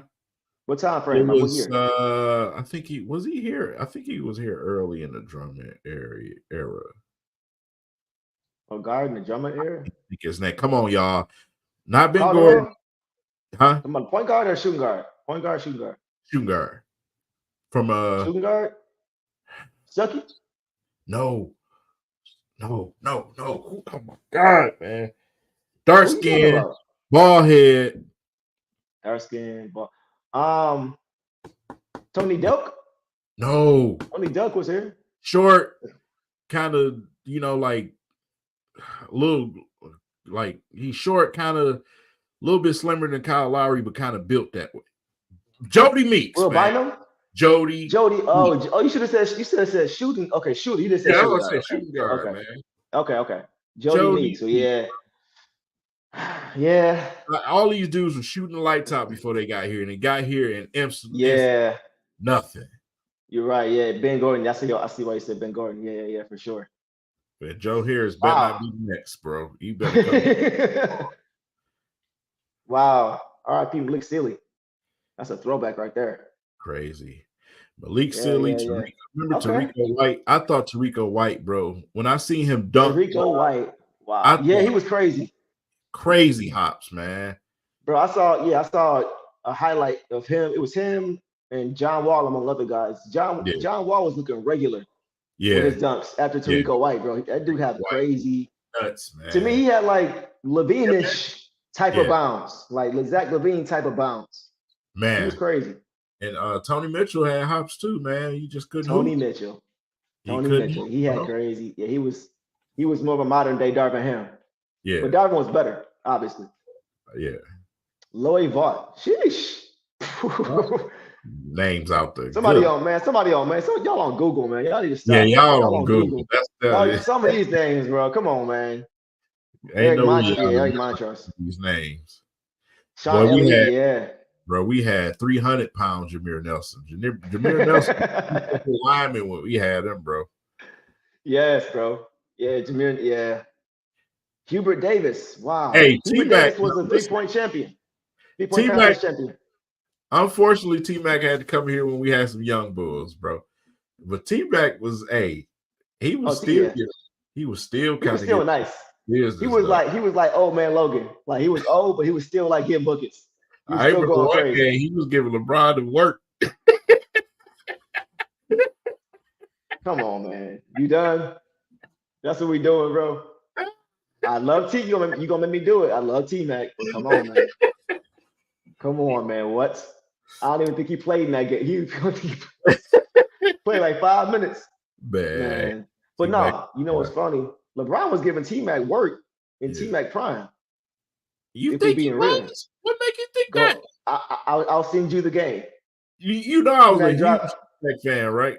I love T-Mac. He dropped 35 and LeBron dropped about 37. Same game. LeBron inside of a T-Mac from the Orlando won. They were better.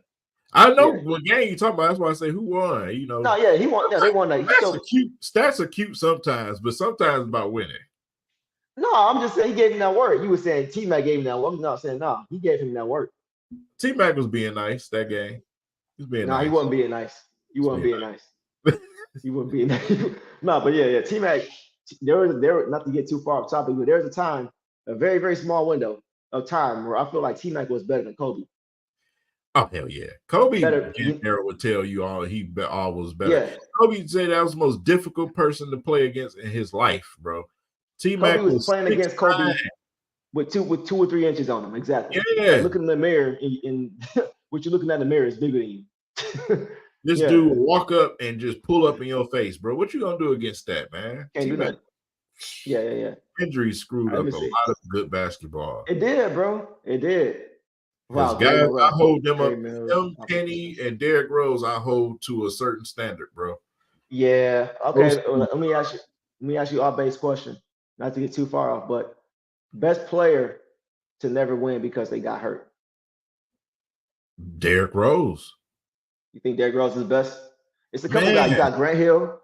You got Penny Hardaway. Yeah. Grant was he was good, but he still was on a shitty team. Like that Yeah, but alone. I mean, like as far as like the best player, like who was just like that guy? Like, if they wouldn't have got Well, hurt, like they. well, I got to go with Grant Hill because Grant Hill was shit. He was the next Mike, and some I feel people like, see, I feel like Penny was kind of the next guy to he to, was to be Mike. he was I feel unique like too. Grant was an upgraded Scotty. Yeah, Mike Grant was the reason why Grant crossover was ridiculous. Everything was Yeah, it ridiculous was. with Grant, bro. It was. And you know Grant can also he defended a little bit better than Penny to me. Me Mm-mm, personally, you think mm-mm, so? mm-mm. Nah, I don't think so. You I don't don't think think so. so? There were no. Mm-mm. I I kind of remember watching the games. Grant's lateral speed was kind of lacking. I yeah. would see him on his heels often out in the perimeter. Penny was, I don't remember yeah. like That's I my never. outside of Detroit. That's my favorite player ever, Penny Hardaway. Penny was a dog. He Man, was a dog, man. He he was was making unique. MJ look bad, bro. Yeah, those Like, are unique players, man. do you remember how D Rose on a couple plays when they played Miami, when my prime Miami, D Rose, it was a few plays he made Wade and LeBron look bad in the same play, Yeah, right? yeah, Penny was doing that to MJ and Scotty. yeah, yeah. You know what I'm saying? But I Man, mean, yeah, you can't go wrong with either one. D Rose, D Rose was God, dog, he was bro. different, bro. He was different. You could He was not different. stop this dude, man. Like this dude, Yeah, yeah, his first to second gear was so crazy. It was nothing you can do. yeah. It was He just kept nothing you can do. he just kept elevating, bro. Like Yeah, his yeah, he was different, bro. He was unstoppable. He yeah. was unstoppable. Like there was nothing That you could bounce, do. God. It was nothing you could do. Yeah, I mean, I'm not mad at D Rose because he out of all those guys, he's the one that won the MVP. Yeah, D So I'm not mad Rose, at that. dog, man. And D Rose wasn't scared of nobody, man. No, He had nah, that same instinct, man. You know what I'm yeah, saying? for So sure. for D And Rose, guards like D Rose, guys, there's other guards that also got hurt that I felt like had mad games. Steve Francis, Baron Davis, Brandon Roy, Brandon shit, Roy, Agent Zero. yeah, Even though I can't stand yeah, his mouth, he man, you go. talking about somebody He pulling was up, man. pulling up Dude, and walking away. yeah, Yeah, yeah, man. yeah. People keep saying job better than Rose. No, yeah, yeah. I agree with you, Rouse above. No, no way. No Yeah. way. It's not just physical gifts. It's not just physical gifts, man. I They're hate not when even people. the same stratosphere to me. I would understand that if a 20-year-old walked up and talked to me and said that. That I understand that. You know what I'm saying? But if it's Right, somebody that's around our age talking like that, bro, get out of my face. Like, right, stop acting like you right, ain't never seen, some of these players. Like, don't come with me with the TV slogans talking about, man, we've never seen a player like this, bro. Yes, we have. right. Times out of Yeah. 10, we have. you You forgot about him or you just wasn't around. right. YouTube ain't hard to find. Go look. Man. Go look. Yeah, Brandon Roy's gonna cause trouble, bro. He was incredible, man. One of the most creepiest things I ever seen was him and Dame Lillard doing the exact same thing, bro. I Close saw out. that. That was spooky, man, because Crazy, right? that was exactly the same. Yep. That was wild. Yeah. Brandon Roy was a problem. Speaking of guys, a lot based again. Speaking of guys that remind you of each other, you know what? Do you know who I see when I think about Jamal Murray? What? Prime Darren Williams. Darren Williams. Remember prime Darren Williams when there was a debate about who was better between him and Chris Paul? People forget about The Darren best. Williams, bro. Yeah. That's who I see in Jamal Murray. They forget about Darren Williams, bro. Darren Williams will kill you in multiple facets, man. Bro, and had a nasty crossover. He could do it all, bro. He was just a very sound player and big, right? 6'3". Yeah. Just wanted to bring that up because we were just talking about who guys remind each other of. But yeah, Darren Washington. Do you remember Darren Washington? Yeah. I don't remember that name. Who was Darren Washington? You don't remember Darren Washington? Why don't I remember Darren Washington? Show you a picture. Is it Pistons? Darren Williams or prime Baron Davis? Yikes. That's tough. Ah, man. If I had to pick one. In the prime, that's a toss-up, man. I really don't know. I probably would go with Darren. I probably would go with Darren Darren Williams. Williams? Or Over prime who? Baron Davis. What? Prime Baron Davis. Oh shit! God damn. That's tough. I think I would take Darren Williams. Oh my I think I would God! take because there was a point. Remember, there was a point. Who was the best point guard in the league? Chris Paul and Darren Williams. That conversation was real. That was a real conversation. Darren Williams, like, bro. Baron Davis. Yeah, give me Darren Williams. Baron Davis. He was nice. Baron Davis. A lot of the same things. He was also hard. He was crazy hard to guard. And he would dunk on anybody. Yeah. He had more guys like him and Steve Francis, bro. Marbury, those little good dog. That was some dogs, man. We had some good guards at that time. We did. We had a lot of good guards in the league at that time, for sure. I still feel like Rasheed Wallace, man, in a different situation. Even I'm talking about before with the Pistons, like in the very, in that window, that young to prime window, on a better team, man, people have a whole different conversation about Rasheed. Because Portland is a race. You doing something if you making Portland relevant to anything. Saying as good as Dame is, he still struggled to make him relevant. You know what I'm saying? Like, so that's tough, man. Karolinko, Marvin. Karolinko, AK-47. AK-47. Yeah, that was a crazy dunk. Okay, random question. I may get a lot of pushback on this, or a lot of responses on this, but this is off topic a little bit. We just vibing. Tim Duncan is pretty much well known as the best power forward ever, right? To some people. In many people's mind. What if Tim Duncan was drafted by Minnesota and KG was drafted by San Antonio?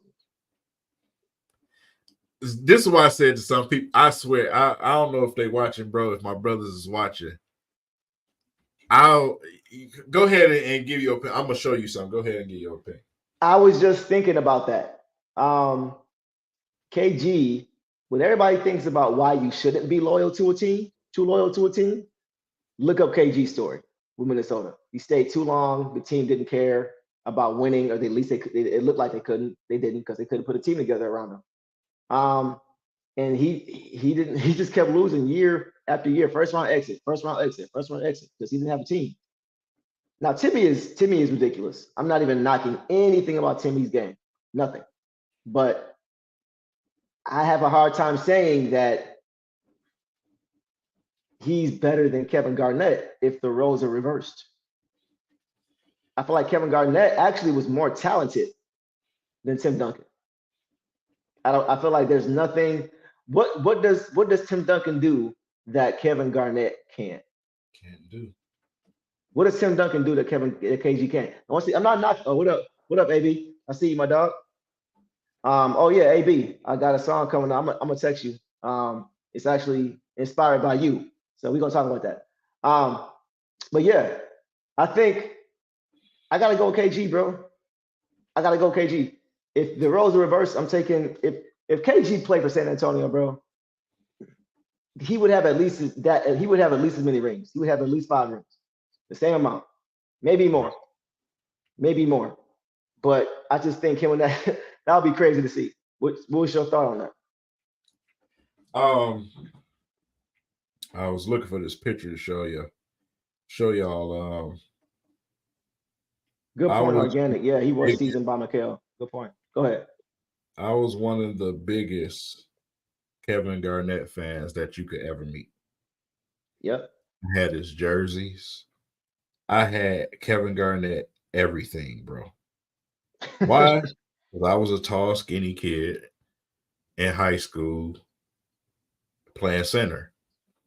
Right. I held Kevin Garnett and Ben Wallace up here. You know what I'm saying? So man, I totally agree with you. I don't care what nobody says. I don't know, man. Like I just said earlier, man, certain players in certain situations, that's a whole different ball game. I just said Rasheed. If Rasheed wasn't important, imagine if Rasheed was a Laker. Right. You know what I'm saying? Right. Like, come on, dog. Yeah. You know, Situation. So look, here we go. I just found it. Yeah, I think, That was me. That? Oh, that's you back in the day? With that, them jerseys were so fire, bro. With the shoes, everything, bro. Them jerseys were so lit, bro. Man, I'm talking about the authentic joints. I used to shovel mad snow to go to the mall and buy jerseys. And cut mad grass. Right. And throw mad newspapers. Yeah. So you say you think KG would have been better, at least as good in that situation if the roles were reversed. Man, just look at the situations. Look what would have been around him. Look at the system he would have been in. Man, he would have Pop as coach, bro. Man, like I said, when you look at it from a talent standpoint, there's nothing that KG can't do that Tim does.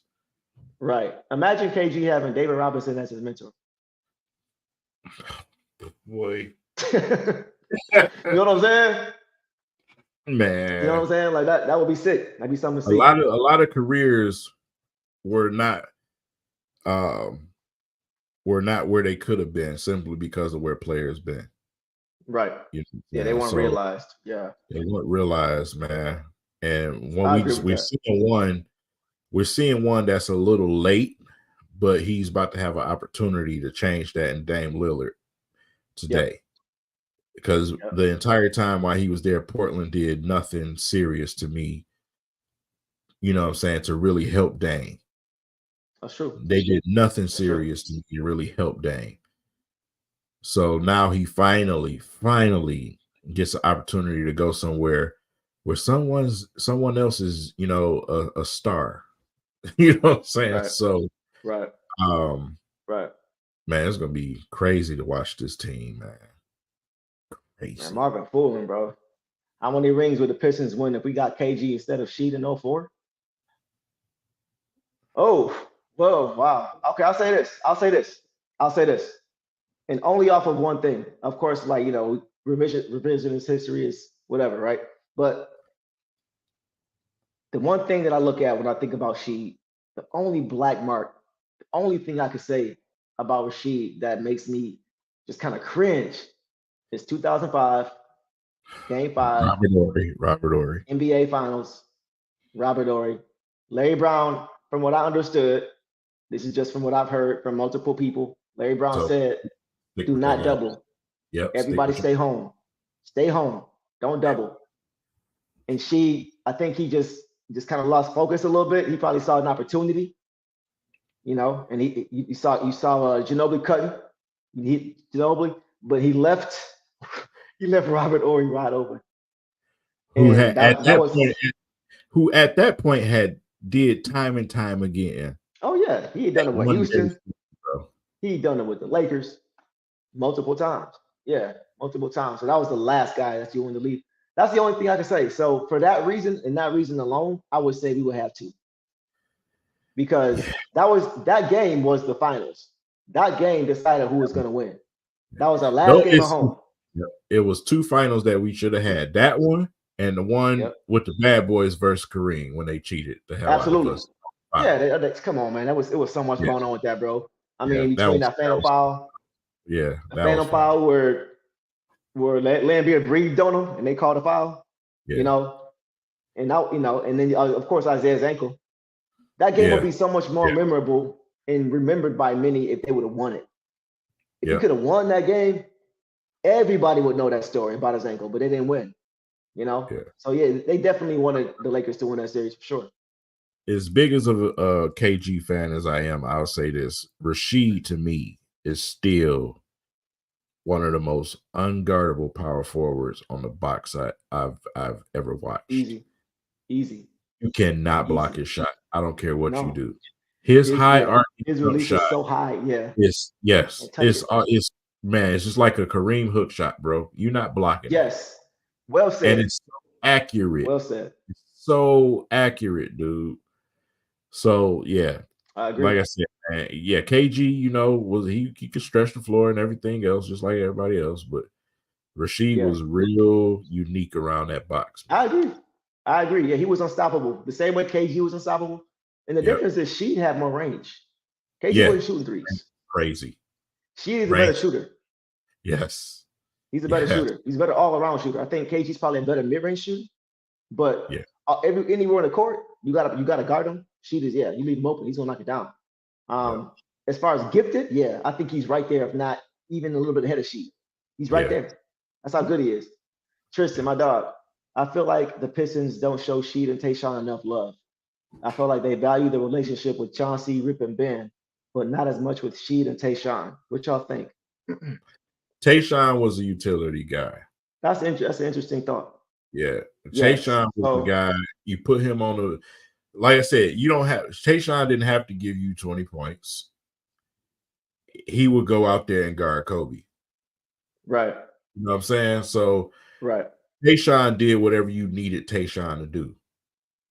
And, you know, like I said, when you're talking to casual fans only care about, you know, the guy who scored a bunch of points, you know, and everything else. But when you talking to, you know, basketballers, they knew immediately, you know, his value to that team. And then with Rasheed Wallace, everybody loved Rasheed. You know, I don't think it's no slight with the fandom with Rasheed. Everybody loved Rasheed. They still love Rasheed to this day. You know, not only because the player, just genuinely who he is, you know what I'm saying, and what he's still doing in Flint and Detroit areas today. You know what I'm saying? Him just being a genuinely real dude. But I think I was quiet too. You know what I'm saying? His personality, Tayshaun was not a guy you see talk a lot. You know what I'm saying? She was. Tayshaun was the opposite. Tayshaun is like, bro, listen, let's go out here, do what we got to do. I ain't trying to be talking to these people with these microphones, you know, unless I have to. He's more of a reserved type of player, but strictly business though. I think like with that, I think part of it, that's a great question by Tristan. I think a big part of it is like those first three, Chauncey, Rip, and Ben, they were all the best at something on that team. Like Chauncey was the unequivocal leader, floor general of that team. He was the leader of that team, right? Rip was the leading scorer of that team. Ben was the best defender on that team. Tayshaun wasn't the best really anything, but he was so important. Rasheed wasn't really the best anything, but he was so important. I think it's just the defined roles that kind of stood out more for the fans. Like everybody knew Chauncey, you know, big shot, you know, he's big shot, you know, Rip, leading scorer, Ben, 4-time defensive player of the year. They had, I think, more so the accolades. Yeah. And that's kind of what made them stand out a little bit more, at least to the fan base. Good question, though. Yeah, because like I said, Tayshaun, man, is a guy that, like I said, he can score 10 points, but he can keep the next team's best guy from scoring 15. You know what I'm saying? So you know, like I said, their roles was just different. Chauncey, like that team was so unique, man, because Chauncey at times didn't have to score. Everybody else was getting off. Chauncey knew where to hit everybody. He knew just when to hit Rip when he came off that curl. You know what I'm saying? So like I said, everybody on that team, man, was just, it was crazy to see. Nobody had any ego when it came to the other teammate, to another teammate. It was just win, man. Yeah, I gotta get mine. It wasn't none of that on that squad. It's like, bro, they were worried about, like the records they were worried about with team records. How many games can we hold the opponent under 70 points? That's the kind of stuff they were worried about. Not, let me get this triple-double. Let me get my stats up. Let me do this so I can get this incentive and get this extra bonus. They didn't care about that. It was just win, bro. That's all they cared about. That's the difference. When you have that, Yeah, that's how you get the most out of your team. Yep. Yeah, man. Yeah, bro. So this is a great stream, bro. Got a chance to answer a lot of questions. Y'all had a lot of good stuff tonight, man. This was dope. This was dope. You got anything else you wanna hit on before we get up out of here? Nah, I think I'm pretty solid, man. But I just want to say this going into this season, just like last season, going into this season, let's just remember what type of season this is. Mm-hmm. This is the season where we go out to build chemistry, where these guys get an opportunity to play together, Right. where we grow into competing. Don't go out here and act like the Pistons finna be world beaters this season. No. We're gonna win. We're gonna win games, but we still got a ways to go. We haven't seen these right. We haven't seen, bro. I mention all the time how many lineups we had last season. We know what that was. We know what last season was. So all that fussing and crying that everybody was doing last season was beyond me. We know what this season is. So hopefully, we can keep good health this season and actually see these dudes play together. And just get build. some real growth. You know what I'm saying? Real growth, organic growth, man. Yeah, absolutely. That's all we're looking for, man. It's especially now with Dame moving to the East. We shouldn't be worried about trying to, the timeline is set. Like a lot of these teams are getting older, like you mentioned. So as they're getting older, we're getting better. And when that time comes, we'll be ready. Yes, we hovering right around the right spot where we at right now. When these teams start heading way out, we're heading up. That's it. That's what it is. This is what it's about. So yeah. Appreciate y'all coming out, chilling with us per usual. King, my dog, as always. I know you couldn't go at least, one stream without a LeBron reference, so I appreciate you for that. Just saying. If you put KD and LeBron's accolades together with George, it still ain't enough. Anyway, so accolades is all that matter for real. That's all y'all. Well, I'm just saying, man. Amongst champions and royalty. Wait, we talking about accolades? You talking about how my man played 20 plus years and just broke Kareem's record? That accolade? That longevity? Years. Kareem did it with 2-pointers. That's not an achievement. That's a knock. He could. No, it's not. No, it's not. You know why? No, you know why it's not? I'll tell you why it's not. How many years did it take Kareem to get there? That's what you get. I'll tell you why. About the 3-pointer point. LeBron wasn't a 3-point shooter when he came into the league. But he shot him at all. But he still better at it. He got better at it. But then when you look at the amount of years it took Kareem, and then you look at how many years it took LeBron. So what? Longevity, that's something that means that you are dedicated to your craft. Longevity in the GOAT conversation is not an act. No. Says who? Says anybody with good sense. No. Jordan played less years than LeBron, and his accolades, he can't even touch him in accolades. Jordan had to take breaks. That's mad. Jordan had to take breaks. No, he didn't take years off. He retired. He took years off. Listen, man, this man dad got killed. He retired for that. I mean, we talk about retirements. Dude, this dude retired, took time off. Let me put this in perspective. Let's put it in perspective. And knock on wood, God forbid. I'm just only using this as an example. I'm so happy that Bronny is okay. So happy he's okay, right? But if he weren't and LeBron retired, people would get on him. I wouldn't. They would. Maybe you wouldn't. But the hate that this man gets is unprecedented and unrivaled. He will see. It's why he not the GOAT. Rest in peace, Bronny. Come on, man. We know where we're living in today, bro. You know where we're living in today. I couldn't do that. I'm a father. I wouldn't be able to do that. I am too. I'm not saying that's how it should be, but I'm talking about. I've seen the level of hate. I'm talking about amongst us basketballers, us sensible people, the few of us. More years is not an accolade to us. Why not? It's just not. Why?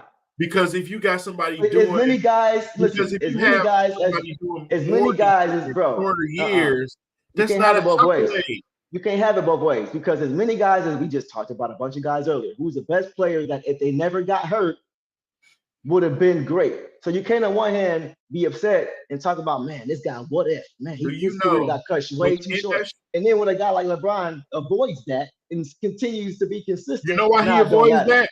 You know why he avoids that? Because they have something in this era called load management. That's what they have in this era. But that's not always been a thing. In Jordan's era, where they didn't have load management at all. Do you know how many seasons that Jordan played more he played than 75 plus games?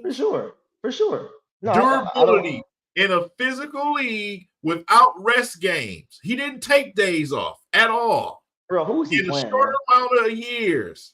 Who was he playing, still, bro? When it comes to accolades, LeBron is not even close. Bro, I wish LeBron could have played had Jeff Hornacek guarding him in the finals. Bro, don't do the competition. Yeah, let's do it. Let's do it. Listen, I said this last time. This is what I say all the time. I say this all the time. Finals is one thing. Getting there is another. LeBron played who to get to the finals? No, that's very true. I don't even talk about. I'm not even focused on. No, I feel you. I'm not even focused on. Oh, he got there so many times in a row. I get it. But here's the problem. Here's the problem. People only remember the finals. They don't remember. Yes, that's why. In certain eras. Listen. That's why they always say 6-0, 6-0, 6-0. They don't look at all the series he lost before even Scotty got there. He couldn't even win a playoff series. They don't care about anything other than the finals. That's all they care about. Here's the thing. This is how I cancel out that argument when people are like, he was playing against janitors or Jeff Hornacek, this, that, and third. Do you know how many great teams he had to play that whooped his ass first before he became successful? One of them being our own. Facts. Full of Hall of Famers.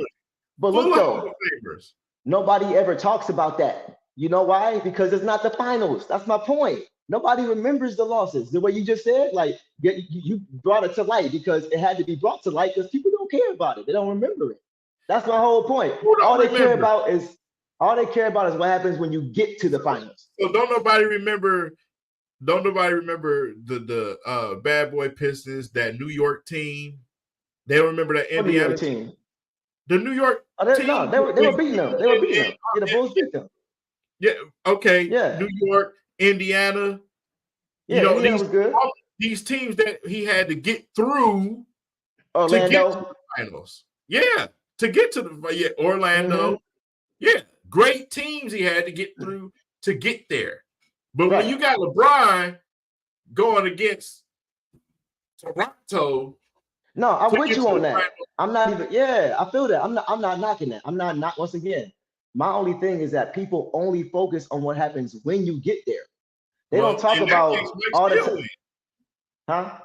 In that case, Mike still win, bro. Because I'll give you this. I'll say this.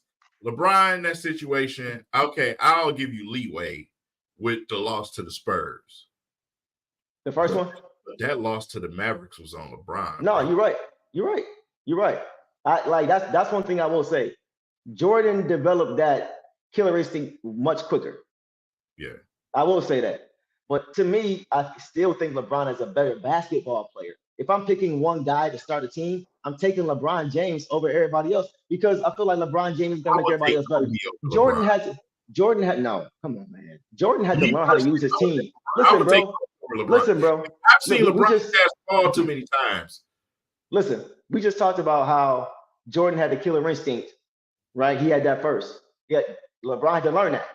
On the flip side, Jordan never passed the ball and had to learn how to use his team. LeBron always had that.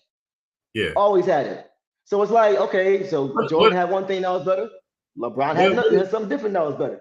What is physicality? But what is physicality without the mental mindset? What do you mean? James Wiseman, 7-footer. Long. Don't compare to James Wiseman. No, I'm just saying. Long, lengthy, athletic, all these beautiful things, right? Measurements, and all this. Yeah. Big, tall, fast, right? Oh, yeah. Got the heart of a fucking armadillo. Come on, don't do that. I'm Don't just being do that. real. Don't do that. LeBron, listen, LeBron, freak of nature. We live in an era now where we have more supplements, more athletic equipment. All these kids and stuff, they're faster, bigger, stronger for a reason. So that's why I don't do the physical traits in eras. Because if you want to do that, Wilt Chamberlain. Yeah. They thought this man was a god physically. Because he was in his era. He was uncontrollably athletic. He's like this dude was an Olympic star. Top 2 or 3 big of all time, in my opinion. Yeah, he was insane. Just from a physical specimen standpoint, this dude was an athletic star in Olympics, actual Olympics. So that's to me, that's not an that's Hey man, no, it ain't. Hey man, I'm just saying though. I had to give a quick example. Yeah, it was off the top of the dome. It was a freestyle. All right, so no, but I get it. LeBron, big, fast, strong, and all of this and everything. But bro, I need this. And also, what you mean you need? Okay, all right, bro. I need you to go. Listen, you're the baddest player on the court. I need you to be that in certain situations. No. Go and I give. Don't do it against an old ass Pistons team that was on their way out and pump your chest out. I got you. Here's the difference, though. I think I'm not necessarily comparing careers, bro. I'm comparing peak Bron versus peak Jordan, and peak Bron ain't mentally weak. That's what I'm saying. What makes you think That's what I'm talking about. Huh? What makes you think that? See? What? That he not mentally weak? First of all. Is that what you're asking me? Wait a minute. Peak Bron, peak Miami Bron? Yeah. No, I'm talking about peak LeBron James, period. So 2012 to 2016 to me is peak Bron. Miami LeBron. After that, after he lost, which we talked about, I'm talking about when he was the best version of himself. And when he cried, that period. And when he cried and when he went to go join the Super Friends, is that LeBron? That's what you talk about. What you mean, the Super Friends? Dwayne Wade and Chris Bosh. I'm talking about when he was there, when he was 2012 to 2016. Yeah, when he lost, he got his ass whooped. He went over to Scottie Pippen. Scottie Pippen. Bro, y'all giving Scottie Pippen too much credit. Scottie Pippen, no, bro. Listen, no, y'all. This is where I catch people at the eras, bro. Scottie Pippen. I'm telling you, not the eras. The timeline. Scottie Pippen at that time was running with his tail between his legs. When Jordan finally took off, Scottie Pippen was a pussy. Bro. We just watched the Pistons talk about it. Bro, listen. All I need to know is that Jordan lost 8 straight series before Scottie Pippen never got there. The first year he got there, they started winning. Look at who he was losing to. We're talking about the Lakers, the Celtics, the bad boy. Bro. It's not, and they beat them when Scottie got there. You see what I'm saying? It's not a coincidence that you never win. It's not a coincidence that you win. You lose 8 times. You lose it every year in the first round. He didn't even win a game, bro. He couldn't even win a game until he got there. He couldn't win a playoff game until Scottie got there. Against greatness, you can't win a game, and then as soon as the bad boys, bro. That wasn't the only team played in the first round. We talking about the bad boys who whooped the Lakers ass multiple times. That's not what I'm talking about. 85, 86, 80. I'm talking about before that time. You got to look at the teams they played. You got to look at the teams they played in the first round. It wasn't just Boston every year. It wasn't just those teams. You got to go back and look. Look at who he played in those first rounds. He had 2 point per game scores on his team. On his team. Go look it up. And still couldn't win a game until Scottie got there.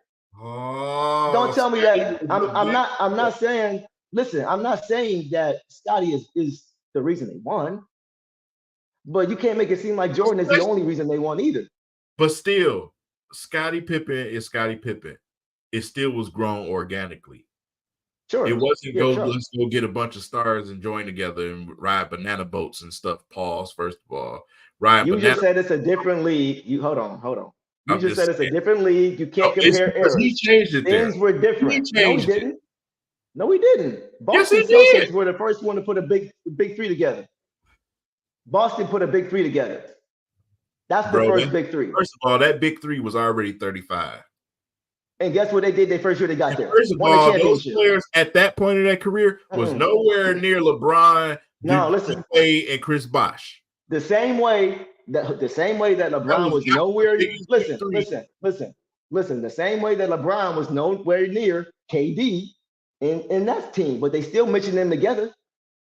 So it don't make a difference the level or extreme. Who came up with the idea? God, no. You acting like it's Houston when they had a 38. No, bro. Listen, LeBron bro, you talking like friends movement. No, we didn't. Everybody knows LeBron them started to the big three movement. That was the real big three. Why? Because they were better? Okay. But it don't mean that Boston wasn't. Boston won the first year they got there together. They got there in year one and won a championship. Okay. It don't mean, how you gonna say they weren't good? How you gonna say they weren't great? They beat the Lakers. But I'm telling you, the Lakers. They beat Kobe. They were. Those players were at the ends of their career when they was doing that. Those players were not the same caliber as D Wade and Chris Bosh. All-star caliber. All three of them were all-star caliber players. D Wade was. I'm talking about champion D Wade. Chris Bosh was giving you 28 and 15. With free throws. He wasn't that much, but okay. But I see what you say. Okay. I'm saying he was good. He was good. He was good. Listen, like that team was better, but don't say that he started it just because they were better. No, he didn't start it just because they were better. All these other teams started it. In Mike era was organic though. The Lakers, the Celtics, the Pistons, those were organic. Oh, yeah. That's a different time, bro. Them guys back then didn't want to go. I'll say this, and I'm gonna take a notch away from my guy. He did go and get Dennis Rodman from the Pistons, right? But to be fair, though, Rodman was older. Rodman still contributed to it. No, he was. But I'm not gonna say Mike went down superstar. It was different. Rodman was a scorer, but he never was that. You know, what Rodman did to help Pistons win the championship and the Bulls win championship was totally different. Right.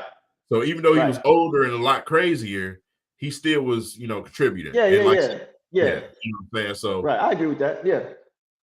That was okay. So I'll say this. Once again, we agree to disagree as far as, and once again, I'm not talking about just strictly accolades. I'm not talking about 6-0. I get it. All that I'm talking about who's the best player in their prime. That's all. That's my only thing. So if you like Jordan, I'm taking LeBron all day. Anybody who can beat a 73-win team and keep the Golden State Warriors from being the best team ever. With this shit. Listen. The only reason they're not the best team ever is because of that man. With the help of his own Scottie Pippen and Kyrie Irving. That's the only reason the Golden State Warriors are not regarded as the best team to ever play basketball. That's the only reason. We talking regular season now. We got. Hold on. Wait a minute. Hold on. I can name some greatest regular season teams with a bunch of. No, bro. We're not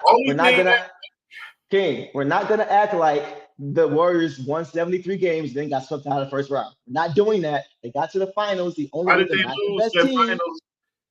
Because LeBron took over. That's how. LeBron. Yes, that is how. Hold on. What happened to Draymond, man? Well, Draymond is still doing that to this day. What happened to Draymond? He got suspended. So everybody know if Draymond was playing. We're not doing this, bro. We're not doing this. We could also say if you could also say Kyrie got hurt in 2015, the year before, that they would have beat them then. You could say coulda, woulda, shoulda all day. Kyrie, the one that never coulda, woulda, shoulda all day. About the one that never gets credit for taking over when LeBron ass gets squeamish. Listen, all I'm saying is you could do the coulda, woulda, shoulda all day. Draymond got suspended. If he wouldn't have got suspended, if Kyrie wouldn't have got hurt in 2015, the Warriors wouldn't have won that year. If Kevin Love wasn't hurt, because Kelly Olynyk pulled his shoulder out of his socket, they would have won that year. The Warriors could have won 82 games, dog. It still count as one ring. But they would have been regarded as the best team ever. You know what? If you break the regular season record and then you win the championship, you're the best team ever. In the same breath, You know what the Warriors did? They went after somebody else's record. You know who record that was? Who record was that? 72-10 record. Mm-hmm. In the era where you can actually touch people. Because in that era, if you fart, it's a foul. King, you just said we're not comparing eras. Stop. You just said we're not comparing eras. I'm talking about comparing eras with physicality and body and build. No, we're talking about league. You can't do that. It was a different league. You can't do that though, because it was different for everybody. Everybody had to abide by those rules. They won 72 games in a defensive league. The Warriors won 72 games in a I can't touch you league. But guess what? The teams that they were playing against, the Warriors had to also play I can't touch you defense. It wasn't like it was just for them. Everybody had to abide by that rule. It wasn't just one team. The same way it was tough in the 80s for everybody. It was the same league now for everybody. That's why you can't do the eras thing. That's true. It's not even close. It's a league where you can literally fight people on the court and still play the next game.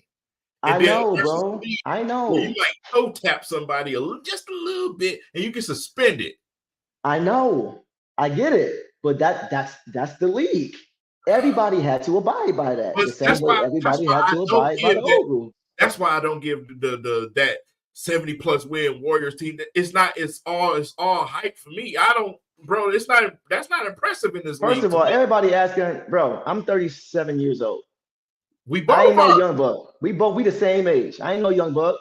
I know my history in the game. Yeah, we the same age, y'all. This ain't that at all. Exactly. So I just had to put that out there. But seriously, that's my only thing. It's like COVID League, Marvin. Oh God, that fake championship. See. Okay, so if Kobe would have won that year, or if anybody else would have won, I would put it on. I would not give Kobe credit. That's easy to say, bro. Teams weren't even playing. Easy to say. How would I give you that? Everybody has to deal with the same thing. The world was just not the same. For everybody, including the Lakers. Everybody had to deal with the same thing. That was a recreation league. They won a championship. No, man, come on, man. No. I'm not doing that. No crowd over here. No hectic fans in the crowds. No playoff atmosphere whatsoever. You're playing in a gym, pretty much. That affects everybody. For me personally, you ain't getting credit. I'm sorry. Listen, bro. Listen. No. What you're missing, you're making it seem like that made it somehow easier for LeBron. He had to deal with that too. His teammates had to deal with that too. Listen, some of his teammates, a lot of his teammates thrive. A lot of his teammates thrive off of the crowd, bro. What do they always say? Role players play best where? At home, right? Because of their fans. Guess what? That wasn't a factor. That wasn't a factor in the bubble because there was no fans to thrive off of. That affects role players. Bro. Come on, man. They always say that. Role players play better at home. They in their own bed. They got their own fans, home cooking. They didn't have that in the bubble. They still had to go out and play and perform. Bro. It's a lot of things you could do. It's like it was the same thing for everybody. I get credit for COVID year. I didn't even give Michigan when Michigan football was going on.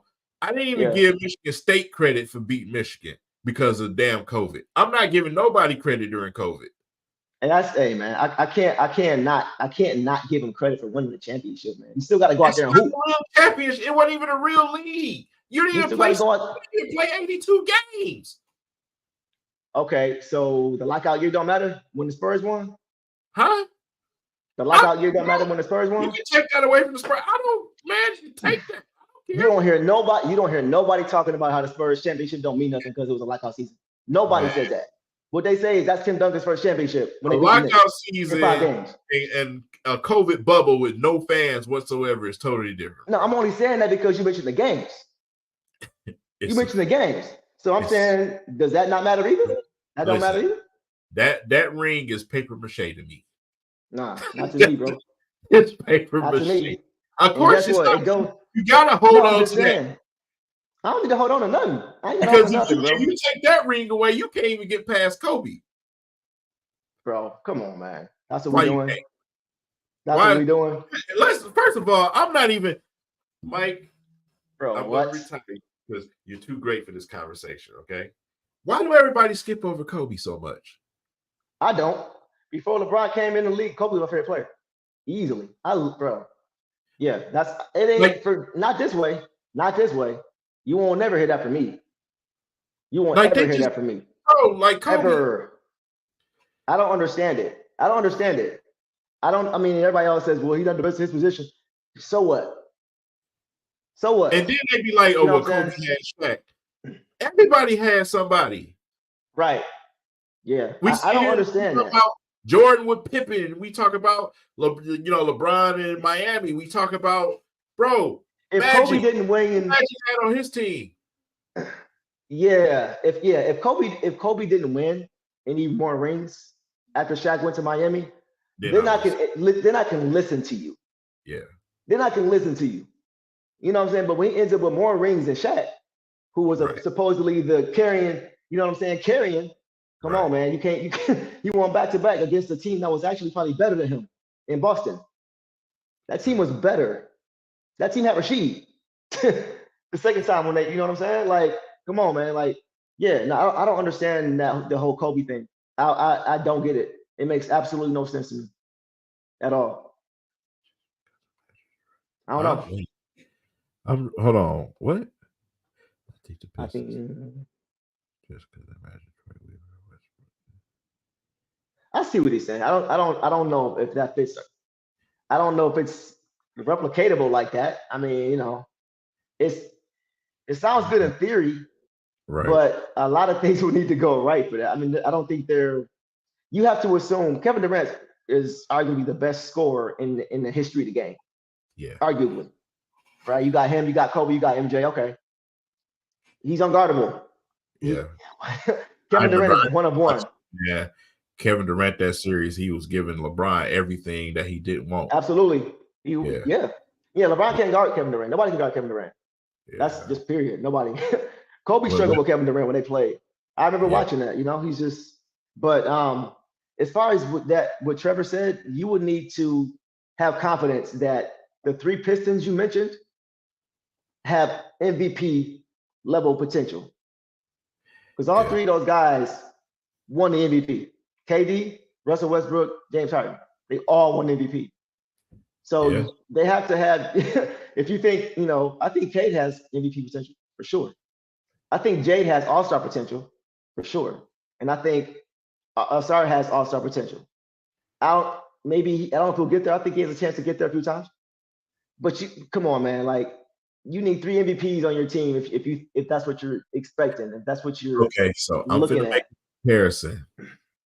Okay, and man, don't listen to the name and think of today. Okay, don't give me the name. Don't give me the name until after. You think that don't give me the name. How you gave me the name? But you missed. Yeah, I had to. Asar. Okay. You just said that you think he can get to the All-Star game a few times, right? Yes, I do. You think that he takes the best of a player in Ben Simmons? Because, for instance, Ben Simmons, great defensive player, great passer, great size, great in the break. When you look at the comparisons of the two players, they both are missing one thing: shooting. Mm-hmm. So when I compare Asar and All-Star Ben Simmons, not this one now. Okay. I had to make sure. I didn't know. All-Star Ben Simmons. I thought it might have been time for you to go to sleep, bro. I didn't know where you was going with that one. Man. Yeah, okay, I got you. You know what I'm saying? So that's why when I said that to somebody, and I was like, that's why I think Asar would be able to get to an All-Star level. If he does what he does and do it well, I think that's where you start to say, hey, on that Ben Simmons level, he can get to that All-Star situation. Yeah, I see what you mean. He won't be a predominant ball handler like Ben Simmons is. But I do see a lot of similarities. But that's why I mentioned earlier as far as being able to push the ball. You know what I'm saying? Because that's what Ben would do a lot of times. He'd take it off the board and push it. That's why I want to see if the Pistons are going to give him that freedom to see in what capacity he could do it. Letting Cade play off ball, letting Cade rest here, letting Ivy or running around Ivy and letting Cade rest, get his breath on the play, that kind of stuff. I can see that. I'm not mad at that Ben Simmons comparison. Prime Ben Simmons. Prime Ben Simmons. Prime. Not clown Ben Simmons. Prime. Now he's a clown. Yeah. I think this is gonna be nice, man. I think he's two or three time All-Star. I think he can get there. All right. I think he can get there. Obviously, already out the gate, he got an advantage because he actually will shoot the ball. Yes. Yeah. He can knock it down. He's not, Yeah. like I said, he's not a dead-eye shooter, but it'll take some time. If it get to consistent, it's gonna take some time to get there. But he'll shoot it though. Right. But he'll shoot the ball. Right. That's the difference. No air balls at the park. What is this rain coming from, man? I'm trying to ignore it. I think on that note, we have to call it before we lose power. Yeah, bro. Yeah, man. I got some 2K to play. It's my off day. Tomorrow my off day. I got to get it in while I can. Hey, I ain't mad at you, dog. Yeah, I ain't mad at you. Tomorrow I head to the studio to work on this song, so it's about that time, bro. Y'all Lions fans in here, get ready, boy, because we about to beat Green Bay ass. And man, to my man, shout out to my man Ashton. AB, my dog. We rocking with like you, I told y'all. We rocking with you, bro. You know what I'm saying? If you don't want a team that's, breaking your heart, going out getting beat, having Stephen A. clowning. Yeah, come on, AB. Come on, AB. At some point, man. Come on over to the Lions, man. Come to Death Row. Dancing around in the video. Right. Dak Prescott dancing out there, throwing interception. Come on to the Lions, man. Hey, man, if he ain't here, that was hilarious, bro. I'm dead. That was funny. He went way back. That was funny. Oh, man. Yeah, bro. Come on, AB. Come on to our side, bro. We're waiting for you. It's time, man. They going to break your heart every year, bro. Every year. They're going to start off hot and fizzle late. Appreciate I got a lot of love for. That's my dog, bro. Tristan's my bro, man. Appreciate you, my dog. I'm gonna hit you tomorrow. We're gonna link. But yeah, appreciate everybody coming out, man. This is fun. Another dub for Deuce on the LeBron MJ conversation. So I appreciate that. You had me on here for 3 hours. I didn't realize, bro. A simple and cut show, but you had to bring up LeBron, bro. Hey, you brought it up. Don't do that. You brought it up like 2 times, taking jabs, bro. I had to hit you trying to hit you with a hook. You know what I'm saying? You just out here jabbing them. Yeah. Taking shots. Okay. I think appreciate y'all, man. This is dope. Charles, shout out to you, bro. Yeah, absolutely. Yeah. We call ourselves like the Detroit version. What, Stephen A. and Shannon Sharp? Try to do something like that? Yeah. I'm obviously Stephen A. You know what I'm saying? Light skin. You, as you always call me. I'll be Shannon Sharp. Listen, I like to drink Hennessy anyway. I'll be Shannon Sharp. Oh, man. That's classic. Yeah. So it is what it is. Yeah, man. We appreciate it, y'all. Thanks for coming out. Look for that song soon, though. While they sleep, we working. Coming out in time for the season. It's going to be great. Looking forward to seeing everybody at the games. Open practice. Hit us up if y'all coming. You know what I'm saying? Of course, if you're not already follow King, this dude is the OG. Let me move this out the way. Make sure you guys, all of our social links is right here at the bottom of the screen. Make sure y'all follow us, man. Yes, sir. We want to continue to do this for y'all as much as we can. We love doing it. So, yeah, check us out. And, we'll tap in with y'all soon as we get close to the season. Anything else you want to add, Ken? Hey, I'm solid, man. It's been a long and nice and long show, man. Good show. A lot of good topics. We getting ready to head back into the season, man. It's time. It's finally time. It's finally time, bro. It's been a long time, man. Yeah, I think it's been so long because we have something to look forward to. Yeah. Yeah. The anticipation is building. We see the potential. So anyway, we'll link with y'all again soon. King, appreciate you as always, my dog. Good show. And we'll let y'all soon. Be cheers, everybody. Peace.